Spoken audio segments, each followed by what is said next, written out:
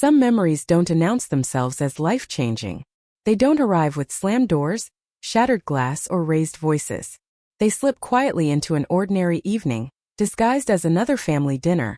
And only years later do you realize they divided your life into two parts, before and after. For me, it was a single sentence. A sentence spoken so casually that no one at the table even paused between bites. Mom, serve everyone first. You can eat later. The conversation rolled on as if nothing had happened. Wineglasses chimed together. My youngest grandson argued that pumpkin pie was better than apple. Someone admired the centerpiece I'd arranged that morning. Laughter drifted through the dining room, warm and familiar. Outside, the world carried on. Inside, something small and fragile gave way. Not all at once. Not with enough force for anyone else to notice. Just enough for me to understand that somewhere over the years, I'd stopped being part of the family gathering. I'd become the woman who kept it running. I smiled anyway. After 40 years, smiling had become second nature. I'd cooked every Thanksgiving turkey, every Christmas roast, every birthday cake worth remembering. I knew everyone's preferences by heart. Extra gravy for my son-in-law. No onions for Julia. Less pepper for my youngest grandson. Funny how a lifetime can be spent memorizing everyone else's likes and dislikes, only to discover that no one remembers yours. I carried another serving bowl into the dining room, careful not to spill the steaming potatoes over the polished wood floor. Hands reached for the food before I'd even set it down. No one looked up. No one asked if I'd eaten.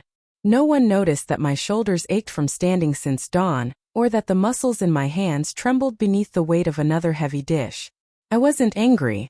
Not yet. Anger requires the belief that someone has wronged you. I simply felt absent, as though I were standing in a room where everyone could see through me. Back in the kitchen, I caught my reflection in the dark glass of the microwave. A loose gray bun. Flour dusting the front of my sweater. Fine lines framing tired eyes that once sparkled whenever Walter asked me to dance. For a heartbeat, I stared at the woman looking back. Where had she gone? The woman who painted wildflowers on Sunday afternoons. Who laughed until midnight while dancing barefoot around the living room. Who dreamed that retirement would mean seeing Italy. Walking cobblestone streets hand in hand with the man she loved. She hadn't disappeared. She'd simply been buried beneath years of saying, I'll do it. I'll cook. I'll clean. I'll stay a little longer. I'll eat later. Mom! Julia's voice snapped me back. The potatoes? I'm coming. I lifted the dish again, ignoring the heat burning through the towel wrapped around my hands. The table was crowded now. Every chair filled. Every conversation flowing. I stood for a moment, searching without meaning to. There wasn't a place for me. Not one. Then Julia glanced in my direction. We're running out of room. She pointed toward the kitchen with an absent smile. You can eat once everyone's finished. She wasn't trying to hurt me. That was the part that hurt the most. She genuinely believed those words were normal. As if mothers naturally waited until everyone else was satisfied. As if love meant always eating last. I set the serving spoon down with quiet care. No one noticed. The conversation never paused. Someone reached across me for the breadbasket. Someone else asked for more gravy. I walked back into the kitchen. The roast sat alone on the counter, its crust perfectly browned, filling the room with rosemary, garlic, and butter. I'd saved for weeks to buy it. I wanted this dinner to feel special. I stood there for a long moment. Then I slipped my hands beneath the roasting pan. The metal was still warm. Without saying a word, I walked through the dining room, past my grandchildren, past the guests, past my own daughter. Someone laughed behind me. Someone asked who wanted another slice of pie. No one asked where I was going. I reached the front door and opened it. Cold autumn air rushed over my face. It carried the scent of rain and fallen leaves. For the first time all day, I could breathe. I stepped onto the porch, the roasting pan still warm in my hands. Then, without looking back, I walked into the night carrying the dinner I'd spent 8 hours preparing for everyone except myself. Behind me, the laughter continued. Ahead of me, a life I hadn't yet imagined was waiting. The walk home was only 4 blocks. I'd made it hundreds of times before, usually with grocery bags cutting into my fingers or a casserole balanced carefully against my hip. Tonight I carried nothing but the roasting pan, and yet each step felt strangely lighter. The pan hadn't grown any less heavy. The burden I had set down was invisible. A cool autumn breeze scattered golden maple leaves across the sidewalk. They skated over the pavement, whispering against one another before settling in quiet corners. Somewhere in the distance a dog barked. Porch lights flickered on one by one as neighbors settled into their evenings. I couldn't remember the last time I'd noticed any of it. 4 years I'd hurried through these same streets with a shopping list in one hand and everyone else's needs filling my mind.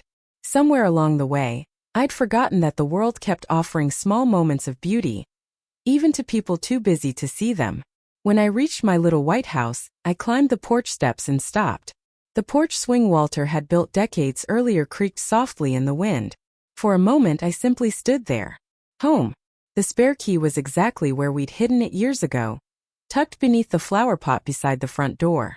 I smiled despite myself. Funny how some things remain faithful long after people stop noticing you. The lock clicked open. Silence welcomed me.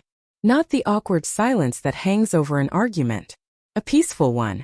No television humming in the background. No phones ringing. No grandchildren racing through the hallway.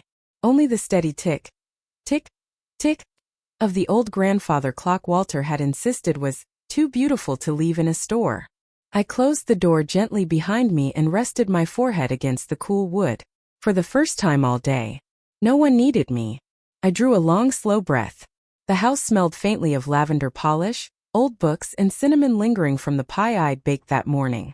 It smelled like memories. It smelled like home. I carried the roasting pan into the kitchen and set it carefully on the counter. Steam still curled upward, carrying the comforting aroma of rosemary, garlic, and butter. A quiet laugh escaped me. So, I shook my head. At least one person gets to enjoy this dinner. The words surprised me. So did the smile that followed. It was the first real one I'd worn all day. I opened the cupboard and reached for my favorite plate. White porcelain. Tiny blue flowers around the rim.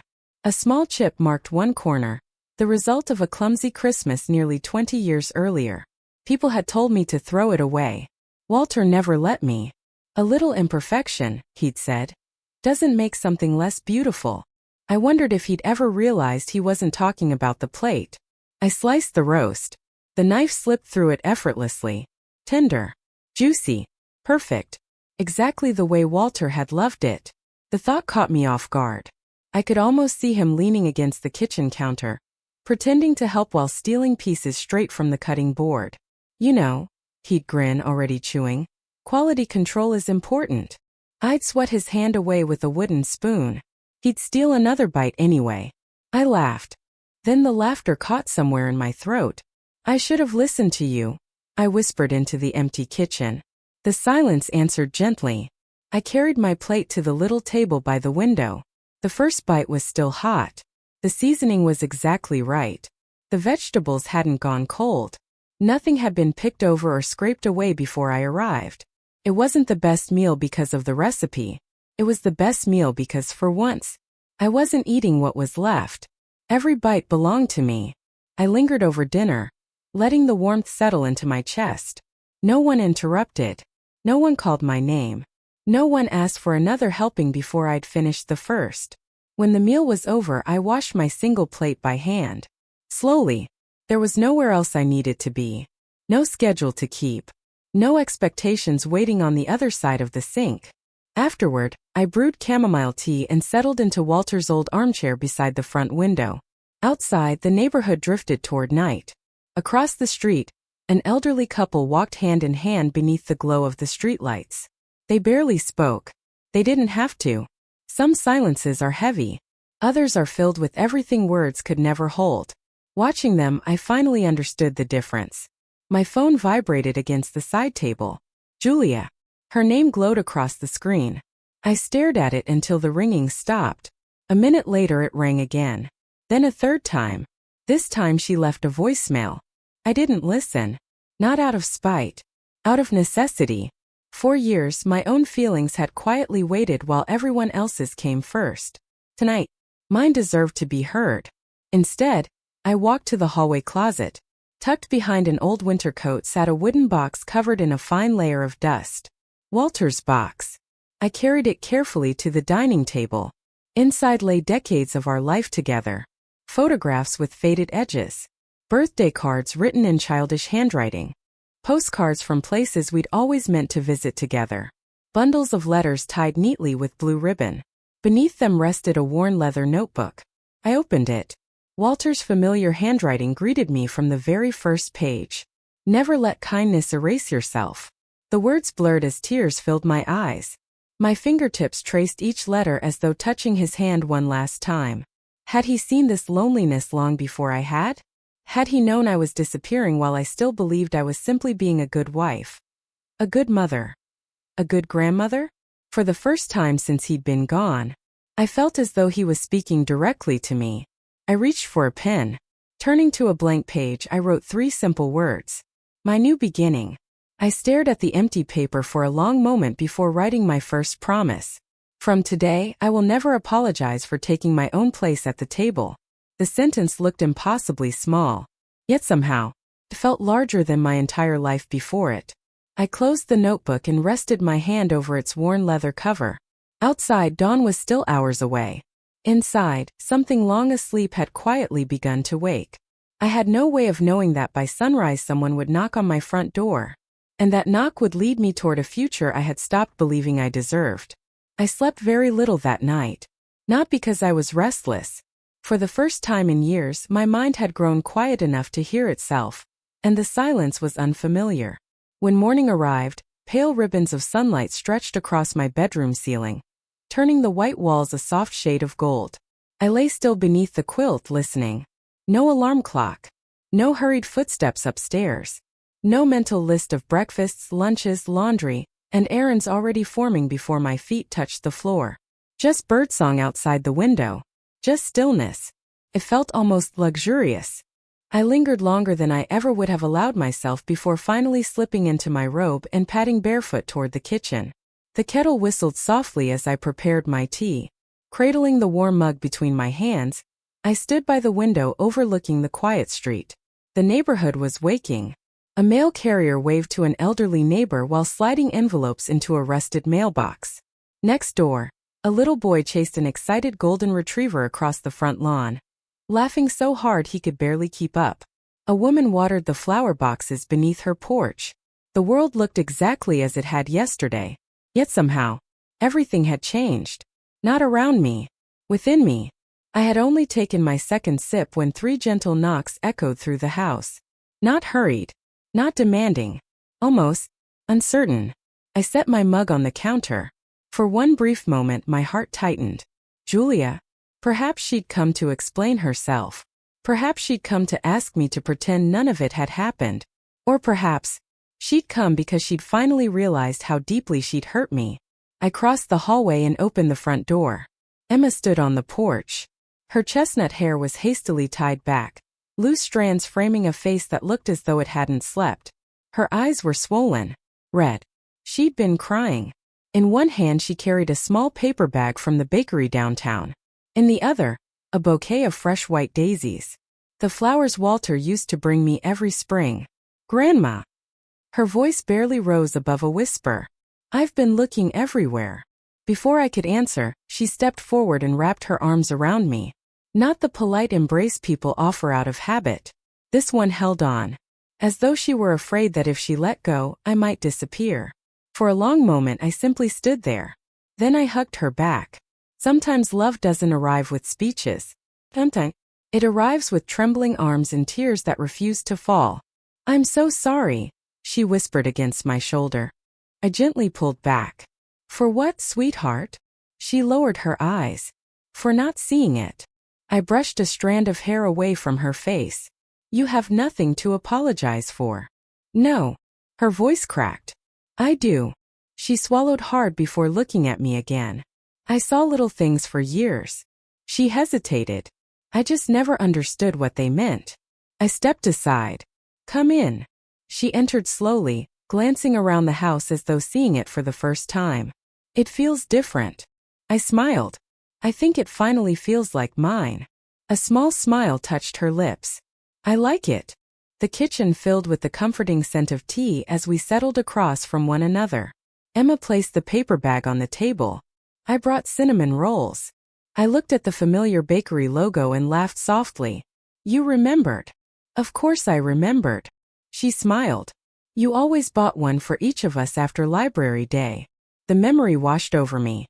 Every Saturday morning we'd leave the library with our arms full of books and stop at the little bakery before walking home. She'd always choose the biggest cinnamon roll. Walter always pretended to steal half. She'd giggle every single time. Funny how children remember the ordinary moments adults assume they'll forget. Emma poured herself tea before finally speaking again. Mom's furious. I imagine she would be. She said you embarrassed the whole family. I wrapped both hands around my mug. Did I? Emma met my eyes. No. Her answer came without hesitation. You embarrassed the version of the family she wants everyone else to believe exists. The words settled heavily between us. I looked at my granddaughter. Really looked. Somewhere between childhood and adulthood, she'd learned to see beyond appearances. I heard everything, she admitted quietly. When Mom told you to eat after everyone else. Her voice faltered. I wanted to stand up. What stopped you? She stared into her tea. I was afraid. Afraid of what? That she'd be angry. I nodded. I know that feeling. The silence that followed wasn't uncomfortable. It was honest. Emma reached into her purse. I almost forgot. She withdrew a cream-colored envelope. Its edges softened with age. I found this after everyone left. My breath caught. Even before she handed it to me, I recognized the handwriting. Walter's. My fingers trembled as I accepted it. Across the front, written in the careful script I'd watched him use for 43 years, were two simple words. For Evelyn. My heart began to pound. Where did you find this? It was tucked inside Grandpa's old recipe book. I blinked. The blue one. She nodded. The one Mom took after he died. The room suddenly felt very still. That recipe book hadn't belonged to Julia. Walter and I had filled its pages together. Recipes. Notes. Little jokes scribbled in the margins. And somehow, hidden among them, he had left me a letter. All these years. Waiting. As though he'd trusted that one day it would find me exactly when I needed it most. With careful hands I unfolded the paper. At the top of the page, Walter had written, If you're reading this, my love, then somewhere along the way you've begun to doubt your own worth. The words blurred instantly. Tears welled before I'd even reached the second sentence. Emma reached across the table and quietly rested her hand over mine. She didn't interrupt. She didn't offer comforting words. She simply stayed. And somehow that was exactly what I needed. I drew a shaky breath and looked down at the letter once more. Walter's voice seemed to rise from every line. Warm. Patient. Steady. The way it always had. I had spent years believing death had taken away my chance to hear him again. I was wrong. Some voices never truly leave us. They simply wait for the moment we're finally ready to listen. For several long moments I simply stared at the envelope. The paper had yellowed with age, its edges softened by time. Walter's handwriting curved across the front in the same careful script I'd watched him use for birthday cards, grocery lists, and little notes tucked into my purse when he knew I was having a difficult day. 12 years. He had been gone for 12 years. And yet seeing those familiar letters made it feel as though he'd only stepped outside for a moment and would return with that crooked smile I loved so much. The room seemed to hold its breath. Emma reached across the table and gently squeezed my hand.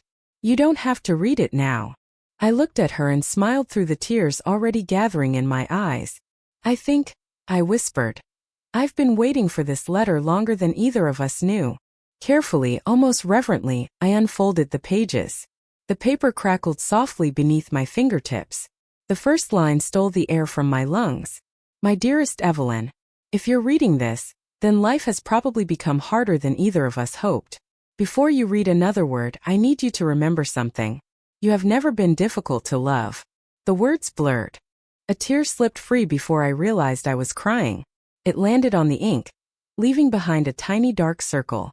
How strange. The sentence I'd spent years needing to hear had come from a man who was no longer here to speak it aloud. I swallowed hard and continued. You have spent your entire life making sure everyone else is comfortable. One day, someone may mistake your kindness for weakness. If that day ever comes, promise me you won't believe them. I covered my mouth. A sound escaped me somewhere between a laugh and a sob. Across the table, Emma watched quietly. He always knew you, she said. I nodded. No. My voice barely rose above a whisper. He remembered the parts of me I forgot. There is a difference. Anyone can love the woman who gives everything. Walter loved the woman underneath. I looked back at the page. Our children will grow into adults with lives of their own. They'll make mistakes. We did. Love them. Forgive them. But never disappear inside them. Disappear. The word echoed through me, as that was exactly what I'd done. People kept telling me I had grown older. But that wasn't the truth. I'd grown smaller. Little by little. Meal by meal. Holiday by holiday. Until one evening my own daughter looked at me and saw someone who could eat later. Someone who could wait. Someone who no longer needed a place at the table. Walter had seen it coming long before I had. The next paragraph stopped me cold. If there ever comes a day when someone makes you feel like a guest in your own home, stand. Walk away if you must. Your dignity is worth more than any family tradition. I lowered the letter. The kitchen suddenly felt too small. My heartbeat filled the silence. Emma's eyes widened. It's almost like Grandpa knew what happened. I slowly shook my head. He didn't know the moment. I pressed my fingers gently against the page. He knew me. He knew how desperately I wanted everyone around me to be happy. He knew I'd keep saying yes until I forgot I was allowed to say no. He knew I would mistake sacrifice for love. And somehow, even after death, he was still trying to save me. I turned to the final page. There wasn't much left. Just one last paragraph written a little more unevenly than the others. Perhaps he'd been tired. Perhaps he'd known time was running short. If I leave this world before you do, and I suspect I will, there is only one promise I hope you'll keep. Choose yourself. Just once. Not because you love anyone else less. Because I spent our entire marriage wishing you loved yourself half as much as you loved everyone else. I couldn't read another word. The tears came all at once. Not the quiet tears I'd learned to hide behind smiles over the years. These were different. They carried grief, relief, regret, gratitude. 12 years of unspoken sorrow finally found their way out.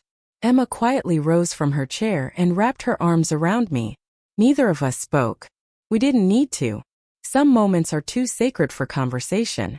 Eventually my breathing steadied. Emma smiled through her own tears. You know what Grandpa would say right now? A watery laugh escaped me. That I'm getting his letter all wet. She laughed. And then he'd complain that his handwriting deserved better. I laughed too. Really laughed. The sound surprised us both. For the first time since leaving Julia's house, the weight pressing against my chest eased. Hope. It wasn't loud. It didn't erase the hurt. But it was there. Small. Steady. Alive. Emma glanced toward the window where morning sunlight spilled across the kitchen floor. So, she asked softly, what happens now? I carefully folded Walter's letter along its original creases and slipped it back into the envelope. My fingers rested on it for a long moment. Then I looked up. For the first time in a very long time. I smiled. I'm going to start asking what I want. As if the universe had been waiting for those words, my phone vibrated against the countertop. The sound echoed through the quiet kitchen. Unknown number. Ordinarily I would have ignored it. Instead I picked it up. A single message waited. Mrs. Evelyn Carter. My name is Daniel Brooks from Harrison and Cole Law Offices. Your late husband instructed us to contact you only when the time was right. That time has come. Please call us at your earliest convenience. I read it twice. Then a third time. Emma leaned closer. What is it? I handed her the phone. She looked up slowly. Grandma. What could Grandpa possibly have left? I glanced toward the envelope resting on the table. A strange certainty settled over me. Walter's letter hadn't been the end of his farewell. It had only been the beginning. And somehow, after 12 years, my husband was about to change my life once again. I didn't call the number right away. Instead, I sat at the kitchen table with my phone resting beside Walter's letter, staring at both as though one might explain the other. Walter had always been many things: patient, thoughtful, hopelessly sentimental. But secretive? Never. If he had left something behind, there had to be a reason. A reason he believed was important enough to outlive him. Emma watched me from across the table. "Grandma." Her voice was gentle. "I think he'd want you to know." I smiled faintly. "I know." My fingers traced the edge of the envelope one last time before I folded the letter with careful hands. Not hurriedly. Not absent-mindedly. The way you return something precious to its rightful place. I carried it to the wooden keepsake box in the living room. Inside rested 43 years of our life together. Our wedding photograph. Walter's old wristwatch that no longer kept time. A seashell we'd picked up on our honeymoon. Birthday cards. Anniversary notes. Tiny pieces of an ordinary life that had somehow become extraordinary simply because we'd lived it together. I slipped the envelope beneath our wedding picture. Some memories deserve protection. Only then did I return to the kitchen. The phone felt heavier than before. I inhaled slowly. Then I dialed. 1 ring. 2. A calm professional voice answered. "Harrison and Cole Law Offices. Daniel Brooks speaking. This is Evelyn Carter." Silence. Not awkward. Expectant. Then his tone softened. "Mrs. Carter." A pause. "I'm very glad you called." Something about those words made my pulse quicken. "You've been expecting me?" "Yes. For quite some time." I frowned. "I don't understand. I'm afraid I can't explain everything over the phone." His voice carried the practiced kindness of someone accustomed to delivering life-changing news. "But I believe we have something your husband intended for you." "What is it?" "I'm sorry. I've been instructed to discuss it only in person." Walter's instructions. Even now, people were still keeping his promises. "When?" I asked. "Tomorrow morning at 10 if that works for you." Tomorrow. It sounded impossibly close. And impossibly far away. "I'll be there." "We'll be expecting you, Mrs. Carter." The line went quiet. I lowered the phone without moving. Emma leaned forward. "So?" I laughed softly. "I know exactly as much as I did 5 minutes ago." She smiled. "But now you know Grandpa was planning something." I nodded. "I just don't know what." The rest of the afternoon unfolded slowly. Emma insisted on staying. "I'm not leaving you alone after a phone call like that."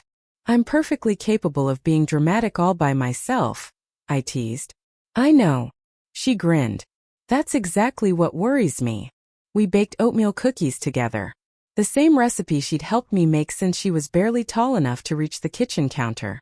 Within 15 minutes, flour somehow covered half the kitchen. Emma looked at the mess and laughed. "You haven't changed." "I prefer the term creatively organized." She raised an eyebrow. "I'm pretty sure Grandpa called it organized chaos." I laughed. He absolutely did. For a little while, the house felt alive again. Not because anything extraordinary happened. Because joy had quietly returned. Sometimes healing doesn't arrive through grand gestures. Sometimes it smells like cinnamon and butter. That evening after Emma left, the silence returned. This time, it didn't feel empty. I wandered through the house with a mug of chamomile tea warming my hands. Every room carried Walter's fingerprints. The hallway where he'd surprised me with daisies after difficult days. The living room where we danced barefoot while old records skipped across the turntable. The tiny kitchen where he'd insisted pie tasted better if you stole a bite before dinner. I smiled. He'd always stolen too. My feet carried me toward the bookshelf. Wedged between 2 faded photo albums rested an old travel guide. Italy. Dust coated the cover. Pulled it free. A folded note slipped onto the floor. Walter's handwriting. Again. I unfolded it. "One day. No more excuses. We'll finally go." My chest tightened. We had planned that trip for almost 20 years. Every anniversary we'd promise. Next year. Then life would interrupt. A broken furnace. College tuition. Medical bills. Someone else needed us. Someone else came first. Always. I rested my hand against the cover. We waited too long. The words disappeared into the quiet house.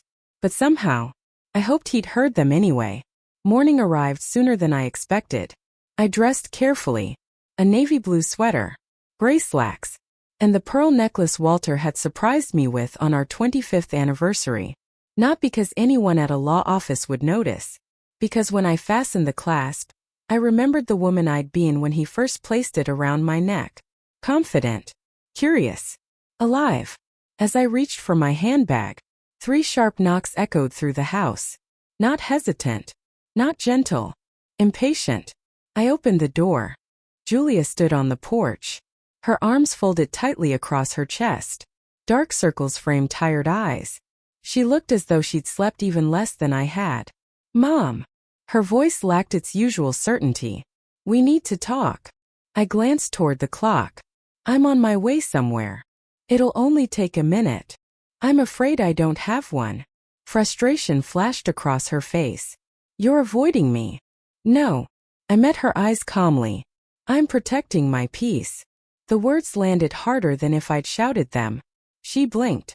You've never talked to me like this. I've never talked to myself kindly either. For a moment, neither of us spoke. I've been calling you. I know. I'm sorry.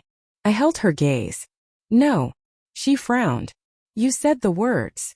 But you haven't understood them yet. Confusion crossed her face. I don't understand. I know. My voice remained gentle. And that's why this conversation can't happen today. Tears filled her eyes. So you're just going to walk away? I stepped onto the porch and closed the front door behind me. Not to punish her. To keep moving. I'm not walking away from you. I smiled sadly. I'm walking toward myself. For the first time. She had no answer.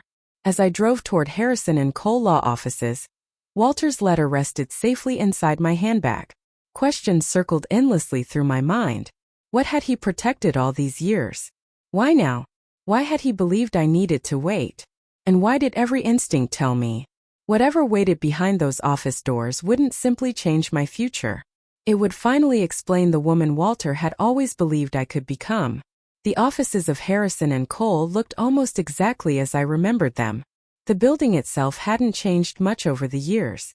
Sunlight streamed through tall windows, warming polished oak floors that gleamed beneath carefully framed photographs of the city's history. Somewhere nearby, fresh coffee had just been brewed. It smelled strangely comforting. Not because I enjoyed law offices, because Walter had always insisted they smelled like important decisions. The receptionist looked up as I entered. Mrs. Carter? Yes. A warm smile spread across her face. Mr. Brooks is expecting you. She led me down a quiet hallway. Every footstep seemed louder than the last. By the time she opened the office door, I could hear my own heartbeat. Daniel Brooks rose immediately. He looked younger than I'd imagined, perhaps 40, with neatly combed dark hair and the calm confidence of someone who had learned that kindness often mattered more than efficiency. Mrs. Carter. He extended his hand. Thank you for coming. I shook it. Thank you for calling. He gestured toward a leather chair. I'm sorry we've met under such unusual circumstances. So am I. Once we were seated, Daniel unlocked a small wooden cabinet beside his desk. From inside, he carefully removed a thick brown envelope. He handled it almost reverently. Then he placed it on the desk between us. The moment I saw the handwriting, everything else disappeared. Across the front, Walter had written, "To Evelyn." When she finally chooses herself. The room blurred. I reached for the envelope but stopped halfway. My fingertips hovered just above it. Daniel noticed. Those were your husband's exact instructions. I looked up. He told us this envelope could only be delivered if you came here willingly. Willingly. He nodded. No family members. No pressure. No one speaking on your behalf. Only you. I frowned. How could he possibly know there would be a day like this? Daniel smiled. He didn't. He simply believed there had to be. I closed my eyes for a moment. Even 12 years later, Walter still believed in a future I hadn't believed in myself. Carefully, I broke the seal. Inside were several items. A handwritten letter. A folded map. A velvet pouch. And a sealed bank folder. I reached for the letter first. Walter always deserved to speak before anyone else. My dearest Evelyn, if this letter has reached you, then you've done something I prayed you eventually would. You've remembered that your life belongs to you too. My vision blurred instantly. Daniel quietly turned toward the window, pretending to study the street outside. It was a small kindness, one Walter would have appreciated. I kept reading. You're probably expecting money. You always worried about money more than I ever did. A little unfair, really, considering you balanced every checkbook we've ever owned. A laugh escaped me. Only Walter could make me smile in the middle of crying. But money has never been the greatest gift we shared. Time was. And if I've learned anything from leaving this world too soon, it's that tomorrow is the most dangerous promise we ever make ourselves. I lowered the page. How many times had we said it? Next year. After retirement. When things settle down. When we can afford it. Tomorrow. Tomorrow. Tomorrow. Until one day, there weren't enough tomorrows left. My hands trembled as I unfolded the map. Italy. The paper had been folded so many times the creases had nearly worn through. Near the northern lakes, a red circle surrounded a tiny town. In the margin Walter had written, "Our unfinished adventure." I smiled through tears. You never gave up on this. Daniel nodded. He spoke about that trip every time he came here. You knew him well? He smiled. I knew the version of him who spent every annual visit asking the same question. What question? Has she finally started taking care of herself? I stared at him. Every year. Every single year. Until Daniel's smile faded gently. Until the year he became too sick to travel. A silence settled over the room. Not empty. Full. Walter hadn't been planning for his death. He'd been planning for my life after it. Daniel reached for the final folder. There's one more thing. He slid it across the desk. This surprised me as much as it will surprise you. Inside wasn't a legal document. It wasn't a deed. Or a will. Or an insurance policy. It was a savings account statement. I looked at the balance. Then looked again. Walter had quietly saved enough money to pay for the trip we dreamed about for decades. Every hotel. Every train. Every meal. Everything. Without telling me. Tucked beneath the statement rested another handwritten note. If I can't walk beside you, promise me you'll still see the world. My hand flew to my mouth. I couldn't speak. Daniel waited patiently. He knew you. I managed a shaky laugh. He knew I'd never spend this money if I knew it existed. Daniel smiled. Those were almost his exact words. She'll try to give it to the children. I laughed through fresh tears. I absolutely would have. I know. Daniel chuckled. He seemed quite certain. Then his expression grew thoughtful. There's one final message. He folded his hands. He asked me to deliver it personally. I nodded. Daniel repeated the words slowly. Exactly as Walter had instructed. Don't spend the rest of your life mourning the years we lost. Spend it celebrating the years you still have. Silence filled the office. Not painful. Not lonely. The kind of silence that settles only after something inside you has quietly changed forever. I gathered the papers carefully. Each page. Each note. Each piece of the future Walter had entrusted to me. When I stood, Daniel walked me to the front door. Just before I left, he spoke again. Mrs. Carter. I turned. In 20 years here, I've delivered inheritances, business agreements, final wishes. He smiled. I've never delivered hope. My eyes filled again. Neither have I. Outside, sunlight spilled across the courthouse steps. For the first time in years, the future didn't feel frightening. It felt wide open. As I reached my car, my phone vibrated. A message from Emma. Grandma. I was cleaning Grandpa's workshop. I think I found something he wanted you to have. I looked down at Walter's envelope resting in my hands. I smiled. Some people leave behind possessions. Walter had somehow found a way to leave behind courage. And deep inside, I knew his final gift wasn't waiting inside an envelope. It was waiting inside me. I read Emma's message 3 times before it finally felt real. I think I found something Grandpa wanted you to see. I stared at the words. Another surprise? Or simply another memory waiting to be uncovered? Without thinking, I pressed the call button. Emma answered before the first ring had finished. "Grandma, what did you find?" I don't know exactly." She sounded excited, but underneath the excitement was something softer, almost reverent. "I didn't want to touch it." "Where are you?" "Grandpa's workshop." The word stopped me cold. Walter's workshop. I hadn't opened that door in 12 years. After the funeral, I'd locked it. At first because the grief was too fresh. Then because I convinced myself I would sort through everything later. Later became next month. Next month became next year. And before I realized it, an entire decade had slipped quietly past. "I'll be there." The little workshop stood exactly where Walter had built it almost 30 years earlier, tucked beneath 2 old maple trees. The white paint had faded to soft gray. One shutter leaned slightly crooked. The porch creaked beneath my feet just as it always had. Above the doorway, the wind chime Walter had crafted from bent silver spoons danced lazily in the breeze. Its gentle music made my chest tighten.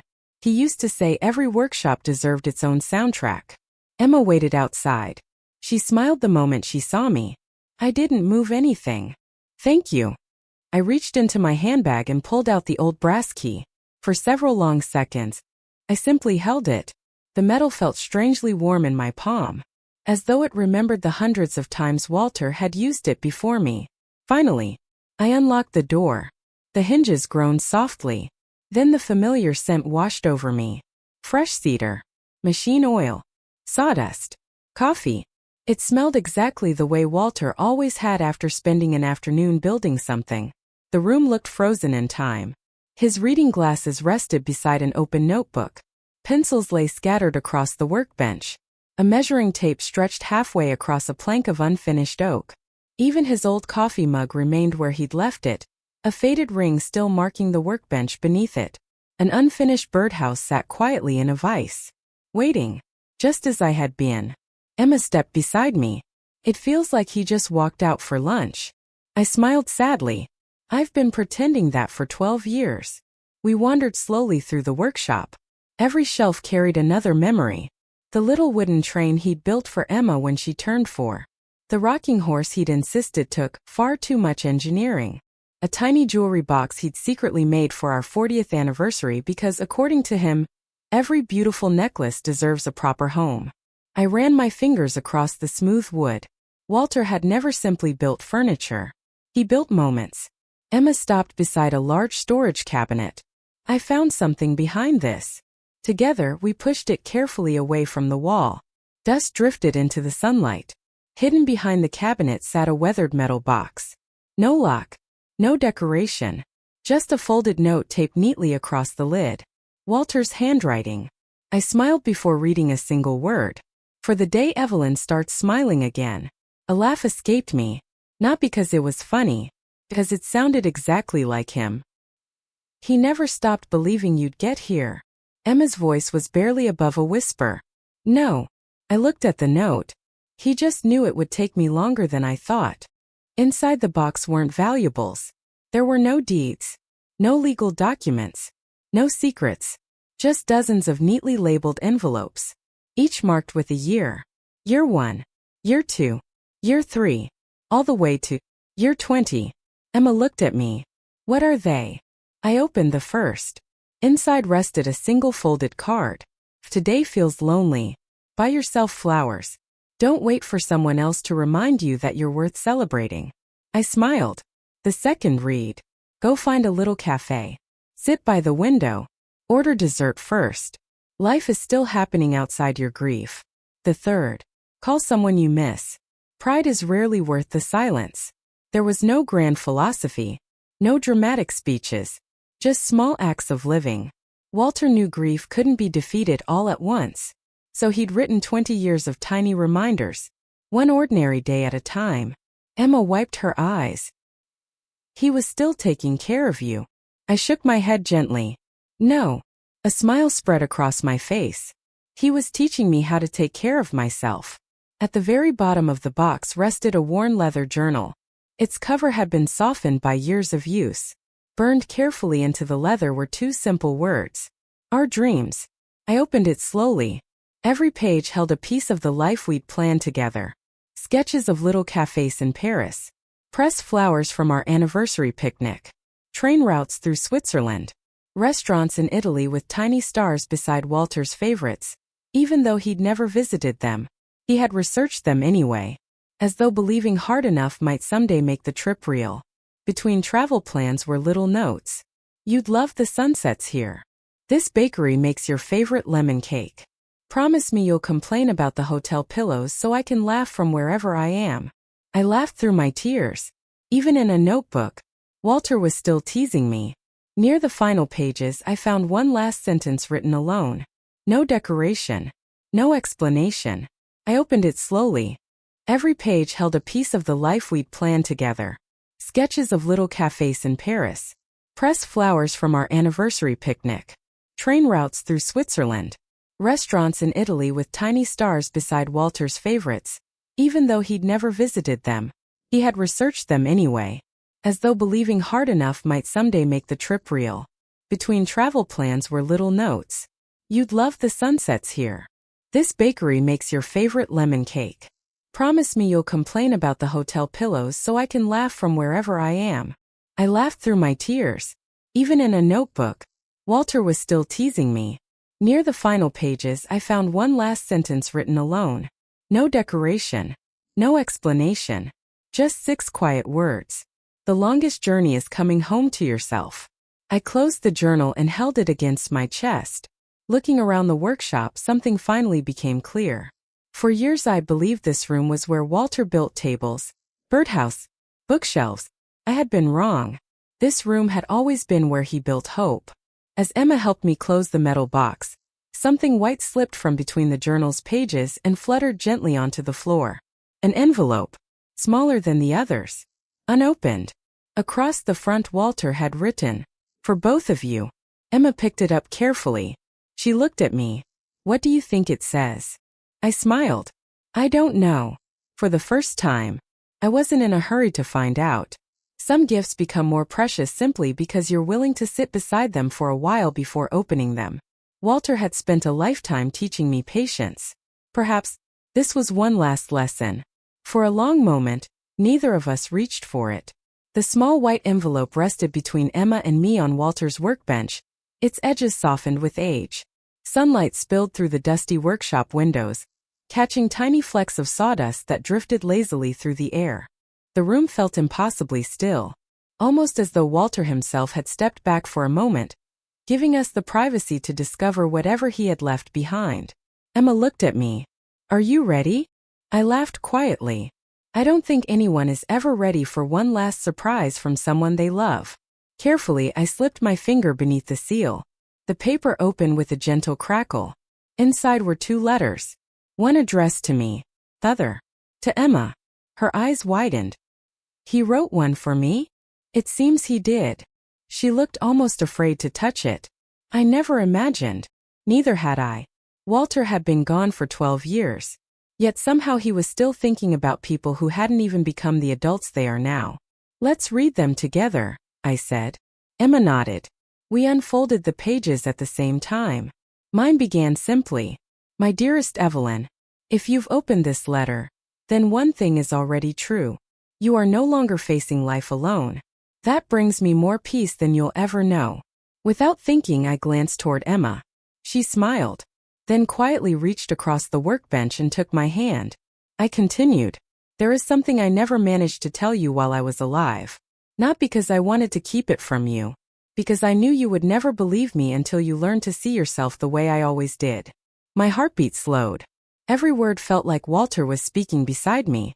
"You spent our marriage thanking me for giving you a wonderful life. The truth is, you were the reason it became one." The page blurred. I blinked hard. Still the tears came. "Every success I ever celebrated began with you believing in me before I believed in myself. Every peaceful home we built existed because of your kindness. Every ordinary day became extraordinary simply because you were there. Never wonder whether your life mattered. It always did. It always will." I lowered the page. For the first time in years, I believed him. The room felt impossibly still, almost as though Walter himself had stepped back for a moment, giving us the privacy to discover whatever he had left behind. Emma looked at me. Are you ready? I laughed quietly. I don't think anyone is ever ready for one last surprise from someone they love. Carefully, I slipped my finger beneath the seal. The paper opened with a gentle crackle. Inside were 2 letters. One addressed to me, the other to Emma. Her eyes widened. He wrote one for me? It seems he did. She looked almost afraid to touch it. I never imagined. Neither had I. Walter had been gone for 12 years. Yet somehow he was still thinking about people who hadn't even become the adults they are now. Let's read them together, I said. Emma nodded. We unfolded the pages at the same time. Mine began simply. My dearest Evelyn, if you've opened this letter, then one thing is already true. You are no longer facing life alone. That brings me more peace than you'll ever know. Without thinking, I glanced toward Emma. She smiled, then quietly reached across the workbench and took my hand. I continued. There is something I never managed to tell you while I was alive. Not because I wanted to keep it from you. Because I knew you would never believe me until you learned to see yourself the way I always did. My heartbeat slowed. Every word felt like Walter was speaking beside me. You spent our marriage thanking me for giving you a wonderful life. The truth is, you were the reason it became one. The page blurred. I blinked hard. Still the tears came. Every success I ever celebrated began with you believing in me before I believed in myself. Every peaceful home we built existed because of your kindness. Every ordinary day became extraordinary simply because you were there. Never wonder whether your life mattered. It always did. It always will. I lowered the page. For the first time in years, I believed him. Not because he had written it. Because I had finally become the woman capable of hearing it. Across from me, Emma quietly wiped away a tear before smiling. He knew. What? I'd need this. She held up her own letter. Read it. Her voice trembled. I nodded. She began aloud. Dear Emma, if you're reading this beside your grandmother, then you've already become someone I'm incredibly proud of. Thank you for finding your way back to her. Now help her find her way back to herself. Emma stopped for a moment. She swallowed. Then continued. Take care of her. But don't protect her from living. Encourage her to laugh. Convince her to travel. Remind her that grief isn't proof of love. Living well is. When she finished, neither of us spoke. There was nothing to add. Walter somehow understood both of us. Even years after he was gone. As Emma carefully folded her letter, another sheet slipped from the envelope and floated gently onto the floor. Unlike the others, it wasn't a letter. It was a list. Across the top, in Walter's familiar handwriting, were 4 words. Our second chance list. I smiled before reading a single line. There were only 10 items. No explanations. No speeches. Just dreams. Watch the sunrise beside a quiet lake.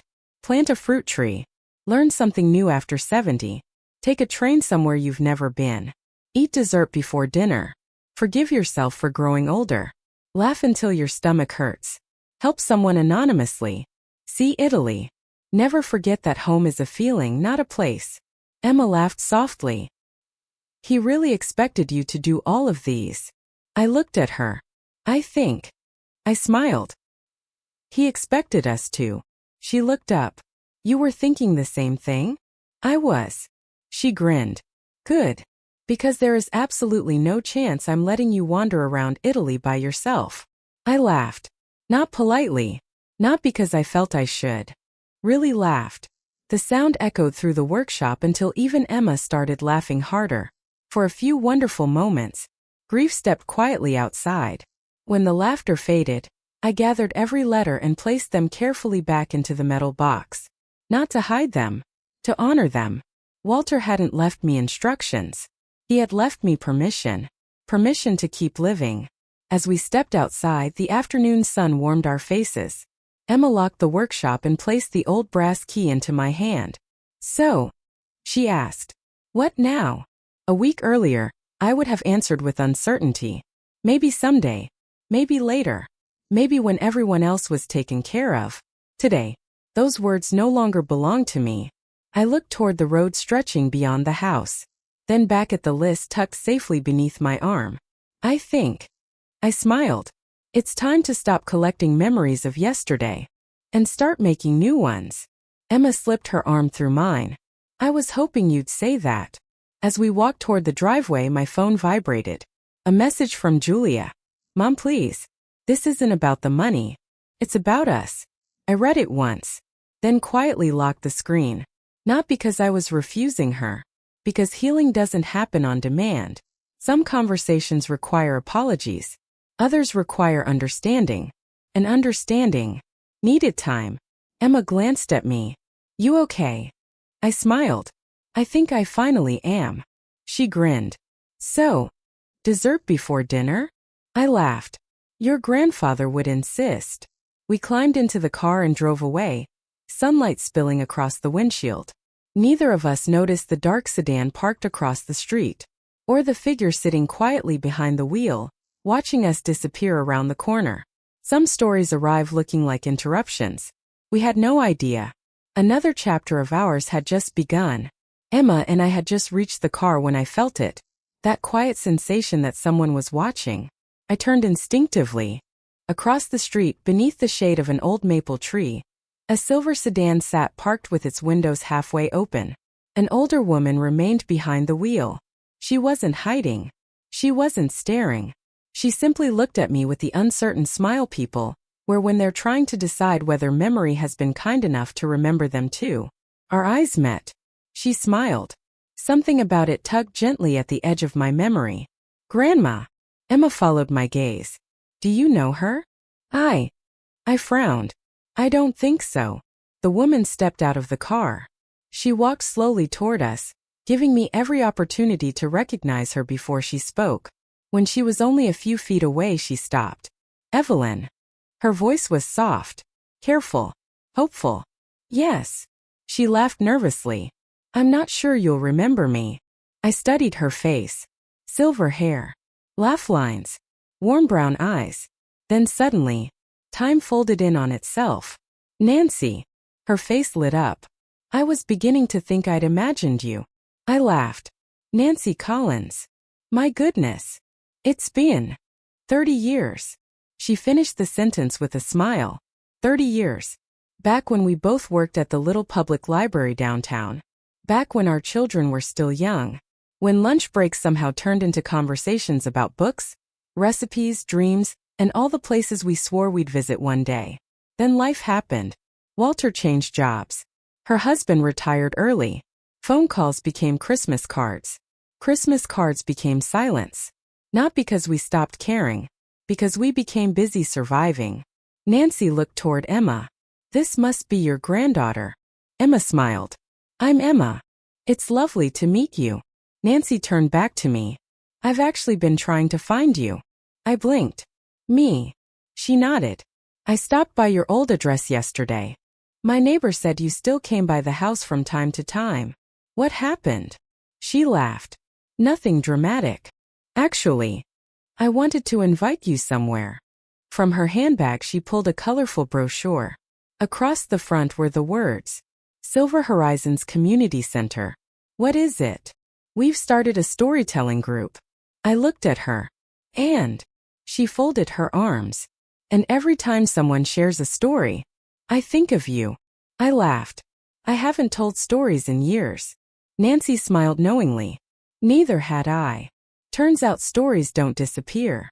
We just stop believing people want to hear them. Emma looked at me. That's not true. You've been telling me stories my whole life. Nancy pointed toward her. See, I knew I wasn't imagining things. I shook my head. I wouldn't even know where to begin. Nancy stepped a little closer. Begin with one. That's all stories ever ask of us. Her words lingered. Over the past week, it seemed every conversation led me toward the same place. Walter's letters. Emma's encouragement. Daniel's advice. Now Nancy. Almost as though life itself kept repeating the same message until I was finally willing to hear it. You still have something to give. Nancy smiled. So, Thursday afternoon? Fear fluttered quietly inside me. Not because of public speaking, because beginning again always feels frightening. Emma slipped her arm through mine. You always told me courage isn't about feeling fearless. It's about moving anyway. I smiled. When did you become wiser than me? She grinned. I had an excellent teacher. I looked down at the brochure, then toward Walter's workshop, then back at Nancy. Maybe Walter hadn't been leaving me a trail of letters. Maybe life had been leaving me opportunities. Slowly, I nodded. I'll come. Nancy's smile grew brighter than I'd seen all afternoon. I knew you would. Just before returning to her car, she paused. Oh, I almost forgot. She reached into her purse once more. This time she handed me a faded photograph. 3 women stood outside the old library. Nancy, me, and another young woman with dark curls and an enormous smile. I laughed immediately. Claire. Nancy nodded. She came back home last month. My smile widened. I haven't seen her since. Since she moved to England. Nancy's expression softened. She's been asking about you. Really? She says she still owes you a thank you. I frowned. For what? Nancy shrugged. She wouldn't tell me. Only that she'd never forgotten what you did for her. I stared at the photograph. Funny. I'd spent so many years believing my life had become small. Yet suddenly, pieces of my past kept returning to remind me that perhaps I'd mattered far more than I'd realized. I slipped the picture carefully into my handbag. As Nancy drove away, Emma smiled. You know something? What? I think Grandpa's list has already started. I looked at her. What do you mean? She laughed. One of his dreams wasn't really about Italy. It was about saying yes again. I looked back toward the road where Nancy's car had disappeared, then toward the workshop, then at the old photograph resting safely in my bag. For the first time in years, the future wasn't arriving like a stranger. It felt like an old friend finding its way home. That night, sleep refused to come. Not because I was afraid. Because my mind kept returning to the man I'd seen outside the workshop. He hadn't looked dangerous. He hadn't tried to speak to me. He had simply stood there for a moment, watching, then quietly walked away. Perhaps it meant nothing. Perhaps he had mistaken me for someone else. Though, something about his face stayed with me. Not the way strangers usually do. It felt unfinished. Like a memory that hadn't quite found its place. The next morning arrived wrapped in gentle rain. Tiny drops tapped softly against the kitchen window, while the kettle whistled on the stove. I poured myself a cup of coffee and carried it to the little table by the window.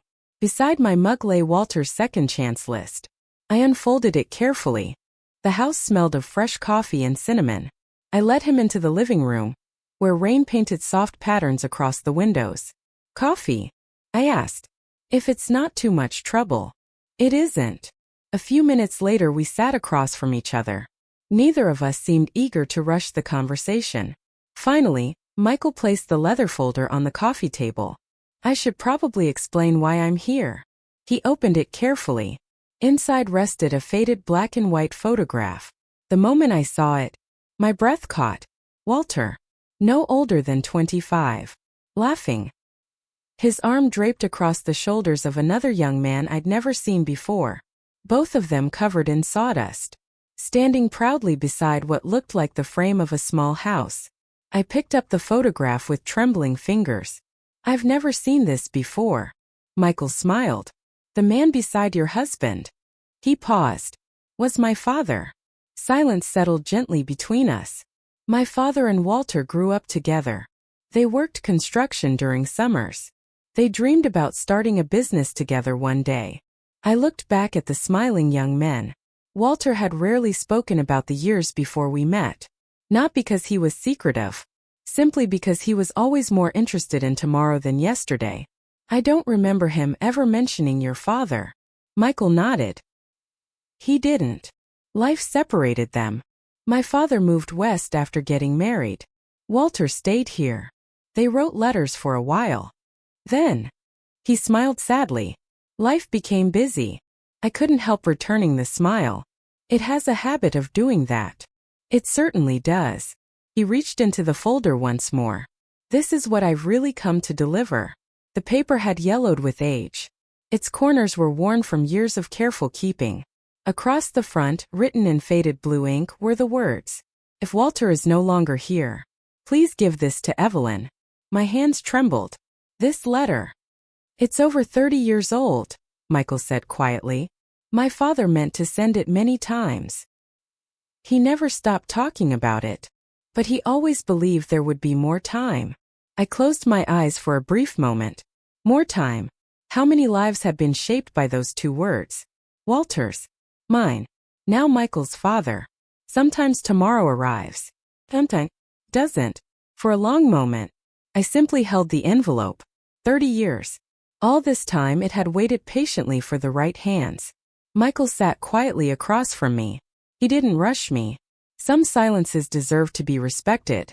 Carefully, I unfolded the letter. The handwriting was firm, though slightly uneven. It began simply, Dear Walter, if you're reading this, then I've finally found the courage to write. The older I get, the more I realize that some debts cannot be measured in dollars.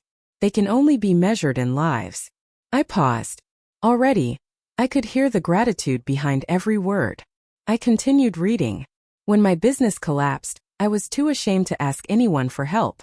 Everyone saw failure. You saw a friend. You handed me an envelope and told me not to open it until I got home. Inside was enough money to keep my family from losing everything. When I tried to repay you, you smiled and said something I'll never forget. If life is kind enough to help you stand again, don't pay me back. Help someone else. A tear slipped quietly onto the page. I smiled through it. That sounded exactly like Walter. He never believed kindness was something to keep. He believed it was something to pass along. I looked up. Did he ever repay Walter? Michael smiled warmly. He tried. What happened? He drove 3 hours to return the money. And Walter refused to take it. I laughed softly. That sounds like my husband. Michael nodded.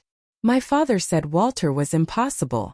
He'd do something generous, then disappear before anyone had the chance to thank him. I laughed again. He did that all the time. For a moment, it felt as though Walter was sitting in the room with us. Not because of the letter, because of the stories. Stories have a beautiful way of bringing people home. I lowered my eyes to the page and continued reading.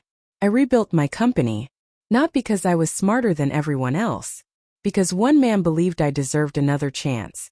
Over the next 30 years, we helped families whose homes had burned down. We rebuilt playgrounds. We repaired roofs for widows who couldn't afford them. We gave jobs to people nobody else would hire. Every time someone thanked me, I silently thanked you. My vision blurred. Walter had never told me any of this. Not once. Not because he wanted recognition. Because to him, kindness was never meant to become a story about the person giving it. Michael cleared his throat gently. My father used to say your husband changed hundreds of lives. I shook my head.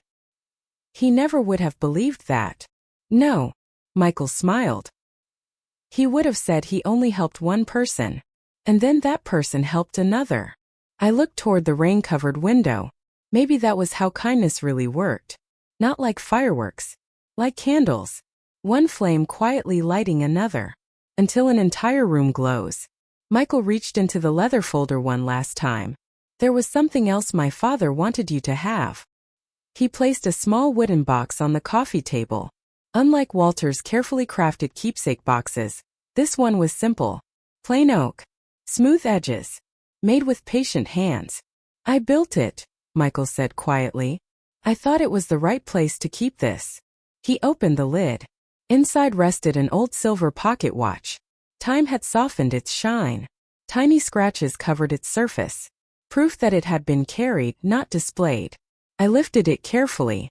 Inside the cover was a simple engraving. Time given with love is never wasted. I smiled. What a beautiful thought. Michael nodded. My father carried that watch for 40 years. He wanted your family to have it. He said it belonged with the people who taught him that generosity isn't something you own. It's something you continue. I gently closed the watch. Its quiet click echoed through the room. 4 years. I'd believed Walter's greatest gift to the world was the love he gave our family. Now I understood something even larger. His kindness had traveled farther than either of us had ever known. Not because he wanted to leave a legacy, because helping people had simply been who he was. Michael stood. I should let you enjoy the rest of your morning. I walked him to the front door. Just before stepping outside, he paused. My father always believed one thing about Walter. What was that? He smiled. He said kindness is like planting trees. You may never sit in the shade yourself, but someone eventually will. I felt my throat tighten. I think Walter would have liked that. I think so too. He extended his hand and said, I hugged him. For a second he seemed surprised. Then he smiled and hugged me back. When he finally drove away, I stood quietly on the porch. The rain had stopped. Clouds drifted apart. Sunlight spilled across the wet garden, making every leaf sparkle. I looked down at Walter's second chance list. 9 dreams remained. Italy. The sunrise. The fruit tree. The train ride. Dessert before dinner. A week ago, those dreams had felt impossibly far away. Today, they felt like promises. Not promises Walter had made to me. Promises I was finally making to myself. Just then, my phone buzzed. A message from Emma. Everyone at the storytelling group keeps asking when they're finally going to meet the woman I've told them so much about. I couldn't help smiling. For 40 years, I'd spent my life telling everyone else's stories. Maybe it was finally time to tell my own. As I folded Walter's list and slipped it into my pocket, I caught my reflection in the glass of the front door. The same gray hair. The same gentle wrinkles. The same woman. But something in her eyes had changed. She no longer looked like someone waiting for life to begin. She looked like someone finally ready to live. The next morning, for the first time in years, I woke before the alarm. Sunlight spilled across my bedroom floor. And for a few quiet moments, I simply lay there thinking about everything that had happened the day before. The faces. The stories. The applause. Walter had always told me that kindness was like planting trees. You may never sit in their shade, he'd say, but someone will. Yesterday, I had finally seen the forest. As I carried my coffee to the porch, I noticed a white envelope resting on the front step. There was no stamp, no return address, only my name written neatly across the front. Evelyn Carter. Inside was a single folded letter. It read, Dear Evelyn, if you're reading this, then our little community finally did what I always hoped they would. They reminded you that your life mattered. Now it's time for one last adventure. Meet Emma at the train station tomorrow morning at 9. Don't ask questions. Just go. Love always. Walter. I smiled through fresh tears. Still giving instructions, I whispered. The following morning, Emma was already waiting. She stood beside an old passenger train with 2 travel bags at her feet. You actually came, she laughed. I learned not to argue with Walter. Emma grinned. Smart choice. She handed me a ticket. I turned it over. Our destination was printed across the bottom. Blue Harbor. My heart skipped. Blue Harbor. Walter had talked about it for almost 40 years. A tiny seaside town with towering cliffs, colorful boats, and sunsets that turned the ocean into liquid gold. Every anniversary, he'd say, one day we'll watch the sun disappear into the sea together. There had always been a reason to wait. Work, bills, family responsibilities, something more important, until there wasn't any time left. The train rolled quietly through green fields, winding rivers, and sleepy little towns. Emma sat across from me. For a long time, neither of us spoke. Sometimes silence carries more love than words ever could. A few hours later, the ocean appeared. Endless, bright, beautiful. Walter would have loved this view. When we stepped onto the platform at Blue Harbor, I noticed several people waiting nearby. Some carried flowers. Others held cameras. Nancy stood among them, smiling. So, I laughed softly. This is another surprise? She nodded. It was Walter's idea. Before I could ask another question, a young boy walked toward me. He couldn't have been older than 10. He handed me a small wooden box. My grandpa asked me to give you this. Inside, resting on soft blue velvet, was a silver compass. Engraved on the back were Walter's words. Love always knows the way home. I closed the box gently. My hands trembled. Nancy pointed toward the cliffs overlooking the sea. Come with us. We followed a winding path lined with wildflowers. At the very top, the entire coastline stretched before us. The waves sparkled beneath the afternoon sun. The breeze carried the scent of salt and summer. Standing near the edge was a wooden bench. Simple, peaceful, beautiful. A small bronze plaque caught the sunlight. It read, Walter and Evelyn Carter. Dream together. Love deeply. Leave every place kinder than you found it. I couldn't breathe for a moment. Emma quietly slipped her arm around my shoulders. He arranged this before he passed. He wanted there to be a place where you could always come back. I slowly sat on the bench. The wood was still warm from the afternoon sun. For a moment, I closed my eyes. I could almost hear Walter beside me. See, worth the wait. I laughed, then cried, then laughed again. As the sun began to sink toward the horizon, Nancy gathered everyone together. There is one last thing. She handed me a small notebook. Its leather cover was worn with age. I recognized it immediately. Walter's journal. Inside were pages filled with sketches, travel ideas, funny memories, little notes he'd written over the years. Near the end, one page had been folded carefully. I opened it. The handwriting was unmistakable. If I leave before you, promise me something. Don't spend your remaining years looking backward. Carry me with you, but keep walking forward. Smile when something reminds you of me. Laugh without feeling guilty. Help people whenever you can. Say yes to new adventures. And whenever you watch a sunset, save me a seat. Love always, Walter. I pressed the journal against my heart. I promise.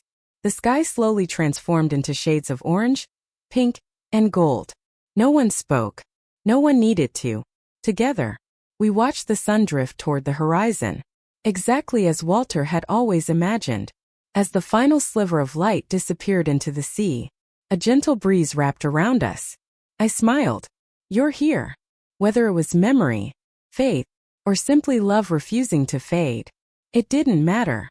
Some people never truly leave. They simply become part of every beautiful thing we notice afterward. Months later, life looked different. Not because the sadness had disappeared, but because it had learned to make room for joy. I volunteered twice a week at the library. Emma and I took road trips we'd been putting off. The bench at Blue Harbor became my favorite place in the world. Every year on our anniversary, I returned. 2 cups of coffee. One for me. One for Walter. People often asked why I smiled while sitting there alone. I never tried to explain. Because I wasn't alone. Love that is shared with kindness never ends. It simply changes form. If this story leaves you with one thought, let it be this. You don't need wealth to leave a legacy. You don't need fame to change lives. The smallest acts of kindness, a helping hand, a listening ear, a warm meal, a sincere smile, may become someone's reason to keep going. And years from now, long after your footsteps have faded, those moments may still be walking through someone else's life. Walter was right. Kindness leaves footprints. Love leaves light. And a life lived with compassion never truly comes to an end. For a long moment, no one in the room moved. Walter's smiling face remained on the screen. Beneath it, those final words lingered in the silence. She never realized she was the hero of the story. My vision blurred. Not because I was crying anymore. Because for the first time, I believed him. I looked around the room. Some people were wiping away tears. Others smiled quietly. Nancy walked over and gently squeezed my shoulder. You spent so many years believing you were standing in someone else's shadow. I looked at her. Maybe I was. She smiled. No, you were the light. The room filled with gentle applause. Not loud, not dramatic, just warm. The kind of applause that says, "Thank you for letting us know you." After everyone left, Emma and I stayed behind to help tidy the room. We folded chairs, packed away decorations, laughed over a plate of cookies that somehow kept losing one every few minutes. You ate the last one, Emma accused. I was quality testing. For the 6th time? I take my responsibilities very seriously. She laughed. So did Grandpa. The sound of our laughter echoed softly through the empty hall. Helping no longer felt like duty, felt like sharing life. As we stacked the final box, Nancy walked toward us carrying a large cream-colored envelope. "This came yesterday." She smiled. "I think it belongs to you." My name was written neatly across the front. Mrs. Evelyn Carter. There was no return address. Only elegant handwriting. Curious, I opened it. Inside rested a beautifully printed invitation. "Dear Mrs. Carter. Several members of our International Storytellers Gathering recently viewed a recording of your community presentation. Your story reminded us why ordinary lives often become extraordinary stories. This autumn we will gather beside Lake Como, Italy, to celebrate storytellers from around the world. It would be our honor if you would join us as our guest and share your journey. Travel and accommodations will be our privilege." I read the letter twice. Then a third time. Emma leaned closer. Her eyes widened. "Grandma." "It's Italy." I slowly reached into my handbag. Walter's second chance list rested safely inside. I unfolded it. There it was. "See Italy." 4 years. That dream had lived inside a notebook. Now, it had arrived at my front door. "I don't know if I'm brave enough." Emma looked at me with the same expression Walter used to wear whenever I doubted myself. "Wrong answer." I laughed. "What do you mean?" "You promised yourself something." "I did." "You promised you'd stop saying no before life even finished asking the question." I shook my head, smiling. "You're becoming impossible." I inherited it. From Grandpa. That evening I spread everything across my dining table. Walter's letters. The little silver pocket watch. The map with the tiny red circle around Lake Como. The journal titled Our Dreams. The second chance list. And now, the invitation. Looking at them together felt strangely overwhelming. Not because they were objects, because together they told one story. Walter had never been preparing me for his absence. He had been preparing me for my future. I looked at our wedding photograph. He smiled exactly as he had on the day we promised each other forever. "You knew I'd need one last push." I laughed softly. "You always did know me better than I knew myself." The room remained quiet. But somehow, it no longer felt empty. The next morning, I dialed the number printed at the bottom of the invitation. A cheerful woman answered. "Good morning. International Storytellers Gathering." I hesitated. "I received an invitation. We were hoping you'd call." "I haven't decided yet." She laughed kindly. "Mrs. Carter, may I tell you something?" "Of course." Every storyteller we've ever invited has said exactly the same thing. I smiled. "They have. They all believed someone else was more interesting." She paused. "The people with the greatest stories are usually the ones who never realize they're telling one." Something inside me settled. Not because of her words, because I finally believed mine. I smiled. "I'd love to come. We'll begin making the arrangements." When the call ended, I stood quietly in the middle of my kitchen. Then I walked to the calendar hanging beside the refrigerator. Without hesitation, I circled the departure date. For the first time in more than 40 years, I wasn't arranging my life around everyone else's plans. I was making one of my own. That afternoon, someone knocked gently on my front door. When I opened it, Julia stood there. She wasn't carrying flowers or excuses, only an old leather photo album held carefully against her chest. "I found this in the attic."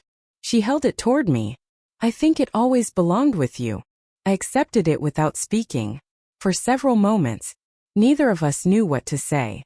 Finally, Julia looked down. "I've been thinking a lot." "So have I." She nodded slowly. "I spent years believing that taking care of everything meant I was taking care of everyone." A tear slipped down her cheek. "I was wrong. I organized holidays. I planned birthdays. I made schedules. But somewhere." She looked at me. "I stopped seeing my own mother." The words landed gently between us. Not defensive. Not rehearsed. Honest. "I don't expect you to forgive me today." She continued quietly. "I just needed you to know. I'm trying to become someone worthy of another chance." I stepped forward. "I believe you." Her eyes filled. "You do." "I do. But trust isn't rebuilt with one conversation." She nodded. "I know. It's rebuilt one choice at a time. Another tear escaped before she smiled. I can do that. Without another word. She wrapped her arms around me. The hug wasn't dramatic. It wasn't long. It was simply real. For the first time in years, we weren't pretending everything was fine. We were finally beginning to make it better. As she walked back toward her car, I watched her disappear down the street. Forgiveness, I realized, isn't pretending yesterday never happened. It's deciding yesterday doesn't get to right tomorrow. That evening Emma called. So, she asked excitedly, when do we start packing? I laughed. We. She sounded offended. You didn't think Grandpa's travel partner was getting out of this that easily, did you? I looked toward the window where the setting sun painted the sky in shades of gold and rose. Beyond those clouds, beyond the ocean, a dream waited beside a quiet Italian lake. For years, I had believed life was something happening behind me. Now, it was waiting ahead. I smiled. No, I don't think your grandfather ever intended for me to make this journey alone. I looked down once more at Walter's list. Then with a steady hand, I crossed off the first dream. Not Italy. Just one simple sentence I wrote beneath it. I finally said yes. But sometime, the greatest journey doesn't begin when the plane takes off. It begins the moment you stop being afraid to live. The flight to Italy felt unreal. For years, I'd imagined this journey so many times, always believing it belonged to another version of my life. A younger woman. A braver woman. Someone who hadn't spent decades putting everyone else first. Yet here I was, sitting beside Emma as our plane slowly descended through soft white clouds. She suddenly grabbed my arm. Grandma, you have to look. I leaned toward the window. Below us stretched a lake so blue it almost looked unreal. Mountains surrounded the water like gentle guardians. Tiny villages clung to the hillsides. Red rooftops. Stone churches. Narrow winding roads. Morning sunlight scattered across the lake like thousands of tiny diamonds. For a long moment, neither of us spoke. Then I whispered the words Walter had written so many years ago. Our unfinished adventure. Emma smiled and squeezed my hand. I think we're finally finishing it. I looked at the lake again. No. I whispered. I think we're finally beginning it. The drive from Milan to Lake Como felt like turning the pages of Walter's old journal. Every bend in the road revealed another view he carefully circled decades ago. The little cafes. The flower-covered balconies. The narrow streets. Even the tiny boats drifting across the lake. He had dreamed about all of it. And somehow, seeing it with my own eyes made me feel closer to him than I had in years. Our driver smiled through the mirror. First visit. Yes. He nodded proudly. You picked one of the most beautiful places in Italy. I smiled. My husband picked it. The driver looked confused. But he isn't with you. I looked toward the sparkling lake. Oh. He is. Our hotel overlooked the water. Simple. Peaceful. Exactly the sort of place Walter always loved. Emma hurried onto the balcony. Grandma. The pictures didn't do this place justice. I laughed. I don't think pictures ever could. As I unpacked, something slipped from between my sweaters. Walter's silver pocket watch. I picked it up gently. You made the trip after all. I tucked it into my jacket pocket. Some things aren't luggage. They're company. That evening the festival welcomed guests from more than 20 countries. Teachers. Writers. Retired librarians. Artists. Grandparents. People who simply love telling stories. Different languages floated through the courtyard like music. For the first time in years, I wasn't wondering whether I belonged. I was wondering who these people were. Curiosity had quietly replaced fear. A cheerful volunteer approached. Mrs. Carter? Yes. We're honored you're here. She handed me my program. Saturday, 2 p.m. Featured storytelling session. Evelyn Carter. My stomach tightened. Emma looked over my shoulder. You're thinking about running away. I was considering it. She laughed. Too late. Your name is already printed.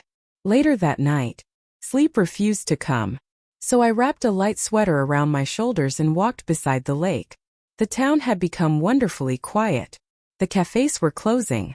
The boats rocked gently against the docks. The moon painted a silver path across the water. I found an empty bench. Then opened Walter's journal. The page was already marked. Lake Como. Beneath an old photograph Walter had written years ago. If we ever make it here, promise me we won't spend the whole trip looking through a camera. Let's look through our own eyes instead. I smiled, then quietly closed the journal. For several minutes, I simply watched the water. No photographs, no plans, no rushing, just breathing. For the first time in years, I wasn't remembering yesterday. I wasn't worrying about tomorrow. I was exactly where I was. And somehow, that felt like healing. The next afternoon arrived sooner than I expected. The storytelling hall slowly filled. Every chair became occupied. Then volunteers brought more. People continued arriving. Soon, some were standing along the walls. I swallowed nervously. Emma noticed immediately. You've got your worried face. I do not. You absolutely do. What if they don't like my story? Emma smiled. Grandma, your story already changed one family. She took my hands. Now let it change another. A volunteer approached. Mrs. Carter? They're ready. I nodded, although my knees disagreed. The walk from backstage to the microphone felt much longer than it actually was. The applause was warm, gentle, welcoming. I looked across hundreds of unfamiliar faces. Every eye waited patiently. My heart raced. Then, I slipped my hand into my pocket. Walter's silver watch rested there. Its familiar weight steadied me. I smiled, looked up, and spoke. I used to believe growing older meant life slowly became smaller. The room fell completely silent. So when my daughter told me to serve everyone first and eat after everyone else, I thought she was only talking about dinner. I paused, then looked across the audience. I didn't realize. She was reminding me how completely I had disappeared. Not a single person moved. Some leaned forward. Some quietly wiped away tears. But sometimes, the most ordinary story is the one everyone has secretly lived. And before I reached the end of that first memory, someone in the third row slowly stood up. Their hands were shaking, their eyes filled with tears, and in a trembling voice, they said, I did the same thing to my own mother. The room froze. The applause faded. Then, the room became completely still. Hundreds of strangers looked at me, waiting. 4 years. I convinced myself no one wanted to hear my story. Now, an entire hall had fallen silent because of it. I took a slow breath. My name is Evelyn Carter. I spent most of my life believing that love meant saying yes. A few people nodded. I said yes to every request, every holiday, every favor, every sacrifice. And somewhere along the way, I forgot that my own life mattered too. No one moved. Not a phone. Not a chair. Only listening. I want to tell you about the dinner that changed my life. I described the family gathering, the 8 hours of cooking, the laughter around the table, the dishes that kept leaving my hands before I could even sit down. Then, I repeated the sentence that had quietly changed everything. Mom, serve everyone first. You can eat later. A soft gasp drifted through the audience. It wasn't the sentence that broke me. It was realizing. My daughter believed those words were completely normal. I paused. I smiled. I carried another bowl. And then, I picked up the dinner I had spent all day preparing. And I walked out my own front door. No one interrupted. No one whispered. The silence itself became part of the story. I wasn't trying to punish anyone. I was trying to stop abandoning myself. I spoke about Walter, his letters, the workshop, the second chance list, the community center, Emma, finding courage in ordinary moments. The audience laughed when I told them Walter believed dessert should sometimes come before dinner. They smiled when I described our first morning beside Lake Como. And many quietly wiped away tears when I read one sentence from the letter he had written years before he died. Never let kindness erase yourself. When I finished, I lowered my notes. The room remained silent. Not because people didn't know what to say, because some moments deserve silence before applause. Then, a chair slowly scraped against the wooden floor. A woman stood. She looked about Julia's age. Her hands trembled. May I say something? The festival host nodded. She looked directly at me. My name is Olivia. Her voice cracked. I think I've been your daughter. The room held its breath. My mother lives alone. I always tell myself I'll visit next weekend. I've missed birthdays. I've rushed our phone calls. I've told myself she's fine because she's never complained. A tear rolled down her cheek. Listening to you, I realized I've been asking her to wait. Just like your daughter asked you to wait. No one spoke. Olivia smiled sadly. I'm flying home tomorrow. And before I unpack my suitcase, I'm going to hug my mother. This time, the applause came quietly. Not for me. For her courage. After a few moments, another voice came from somewhere in the audience. I should call my brother. Then another. I've been meaning to visit my grandmother. A few gentle laughs broke through the tears. No speeches. No dramatic confessions. Just ordinary people quietly deciding not to wait any longer. And somehow, that felt even more powerful. The festival director slowly walked onto the stage. He had attended every session that week. Yet his eyes looked brighter than before. In 23 years, he said softly, I've watched hundreds of storytellers stand where you're standing. He smiled at me. Most tell beautiful stories. He paused. But every so often, someone tells the truth. He reached into a velvet case. Inside rested a small crystal lighthouse. We usually present this at the closing ceremony. He looked toward the audience. But tonight, the audience has already chosen. He handed it to me. Across the base were engraved the words, for the story that helped others find their way home. For a moment, I couldn't speak. I don't deserve this. The director smiled. Perhaps. But your story does. The audience stood. This time, the applause rolled through the old stone hall like gentle waves across the lake. Not because I had become extraordinary, because they had recognized something ordinary inside themselves. When the event finally ended, people approached one by one. Some simply shook my hand. Some asked if they could hug me. Others whispered, "Thank you." One elderly woman held both of my hands and smiled. You didn't just tell your story. You gave me permission to change mine. I held those words close, because perhaps that had been Walter's dream all along. Not that I would become famous. Not that people would admire me. Only that I would stop hiding. Emma slipped her arm through mine as we stepped outside. The evening sun was settling behind the mountains. Lake Como shimmered beneath streaks of gold and rose. You know what Grandpa would be doing right now? She asked. I smiled. He'd pretend something got in his eye. She laughed. Exactly. We stood quietly beside the lake. For years, I had wished I could rewrite my past. Now, I realized I didn't want to erase it. Every disappointment, every lesson, every heartbreak had somehow carried me here. To this place. To this moment. To the woman I had finally become. Just as we reached the hotel entrance, my phone began to ring. Julia. I answered. For several seconds, all I heard was her breathing. Then, in a voice broken by tears, she whispered, Mom. I watched your speech. Another pause. Then 4 words I had waited years to hear. I finally see you. I closed my eyes. Tears filled them once again. But sometime, the longest journey in the world is only the distance between one heart and another. The line was quiet. Only Julia's soft breathing broke the silence. Then, in a voice I barely recognized, she whispered, Mom. I watched your speech. I stepped onto the balcony overlooking Lake Como. The evening breeze carried the distant sound of church bells across the water. You watched it. It was online. She sniffled. Emma sent me the link.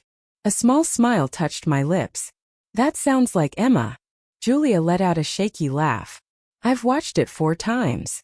Every time, I noticed something different. I waited.